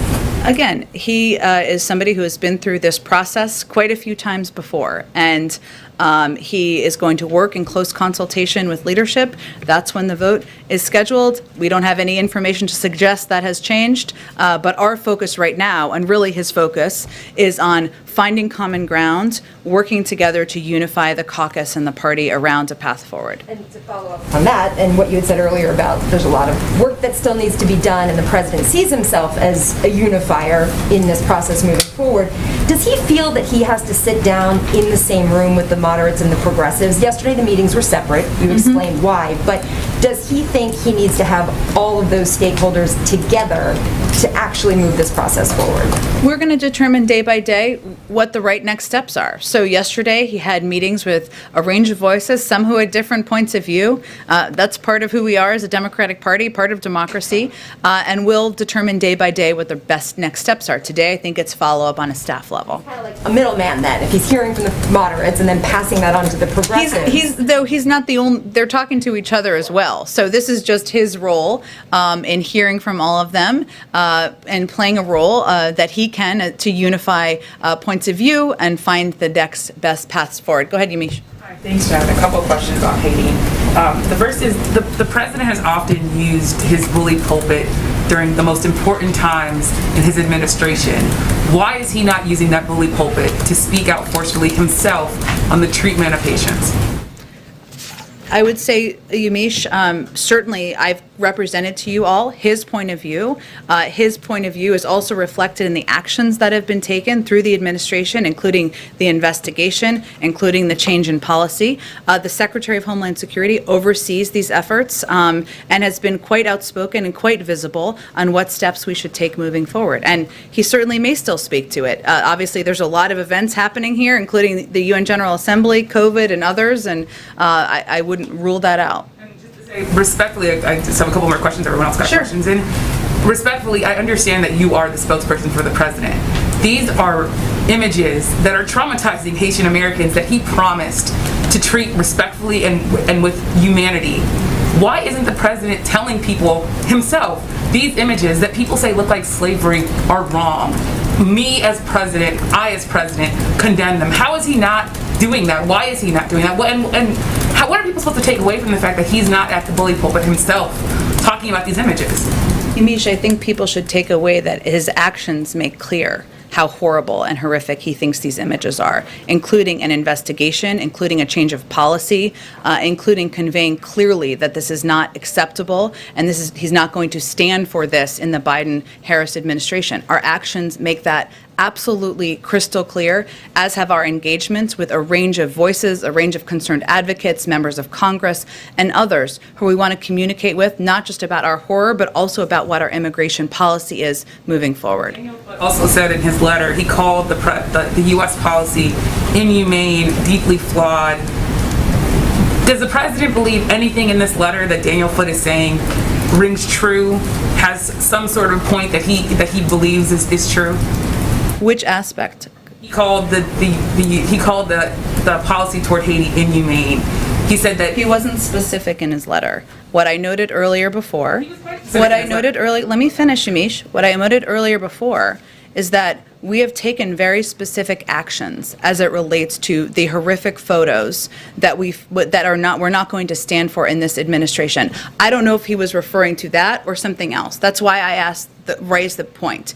His purview, let me finish, Yamiche. His purview was not about migration. He didn't raise his concerns about migration privately. We respect his point of view, respect his ability to bring forward concerns, to raise ideas, to raise proposals. That's certainly something the president welcomes from everybody on his team and something that he had the opportunity to do in a range of meetings. We also have to make decisions here based on what we feel are going to help promote democracy in Haiti, including Haitian-led reforms, Haitian-led steps on the ground to make changes in the country. A number of people who say that he did raise concerns over the deportation of Haitians and the treatment of Haitians. Are you saying then that Daniel Foote is not telling the truth in this letter?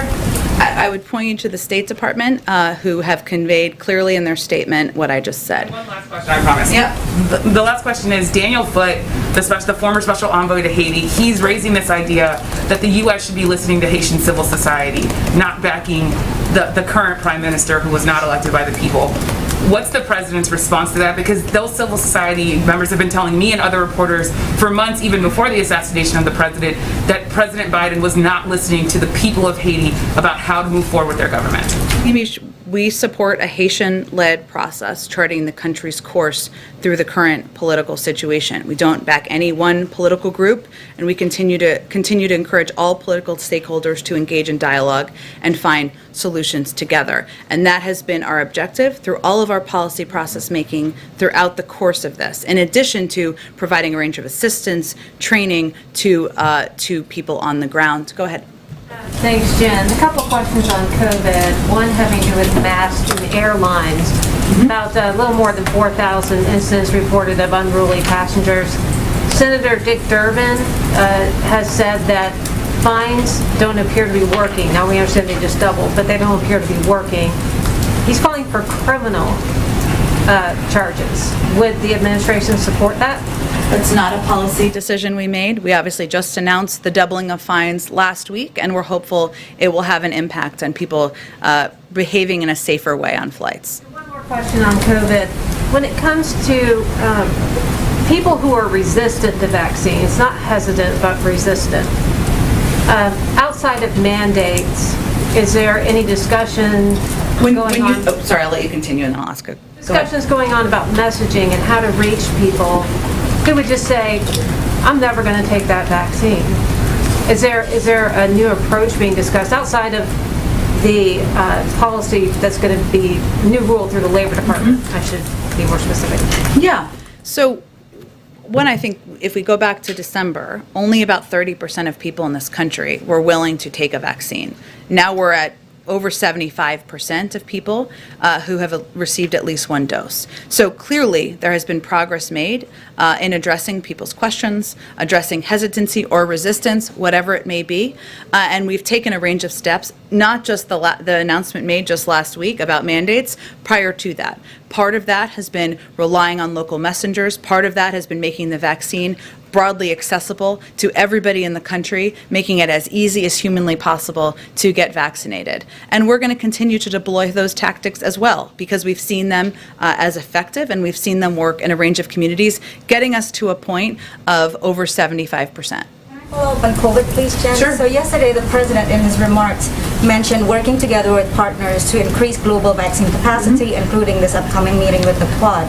But one thing that he did not mention was anything about supporting the TRIPS waiver or waiving the patent technology at the WTO, which many experts say will be the game changer in terms of boosting global capacity. So is this no longer a priority for the administration? Well, he supported the TRIPS waiver. Excuse me, it's a process being led by our ambassador. It's an ongoing process. We said from the beginning it would be a lengthy process.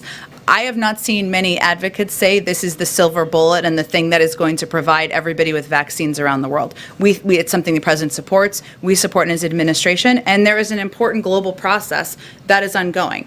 What we feel our role is also is not just providing, as the world's biggest provider of vaccines to the global community, more than every other country combined, but also working with our Quad partners to produce at least 1 billion vaccine doses, boosting vaccine manufacturing in South Africa to produce more than 500 million single-dose regimens in Africa for Africa, ensuring we're increasing capacity around the world and increasing and sharing know-how with the global community as well. All of these steps are essential, and certainly we continue to support the TRIPS waiver. I just want to get around to a bunch of people. Go ahead. Thank you, Jen. Maybe, Jen, just to clarify, yesterday DHS said that they will not be sending migrants at the Texas border to Guantanamo. But there's still conflicting media reports about this. Can you definitively clarify whether or not the administration will send migrants at the border to Guantanamo? We will not. There's never been a plan to do that. I think there was some confusion related to the Migrant Operations Center, which has been used for decades to process migrants interdicted at sea for third country resettlement. This request for information that went out publicly yesterday, which I think caused some confusion because of the timing, was posted in a typical routine first step in a contract renewal and unrelated to the southern border. Go ahead. Thank you, Jen. I have a question about the numbers that you gave and the math. So there are 15,000 migrants under the Del Rio Bridge Saturday. If you add up the ones that you say were expelled or released, it's less than 5,000. Say there's 5,000 that are still left. Where's everybody else? I'm happy to get you a more fruitful rundown for you, if helpful, from the Department of Homeland Security. Okay, and when you talk about how some of these people are being placed in removal proceedings, that does not mean removed, correct? That means they're in the process of going through a removal proceeding so that it can go through the process, our immigration process that's long been in place. We understand that basically most of these people that are going into removal proceedings are being put on either buses from Del Rio to El Paso and Laredo, or being flown to Tucson with no COVID testing unless they show symptoms. How is that helping anybody stop the spread?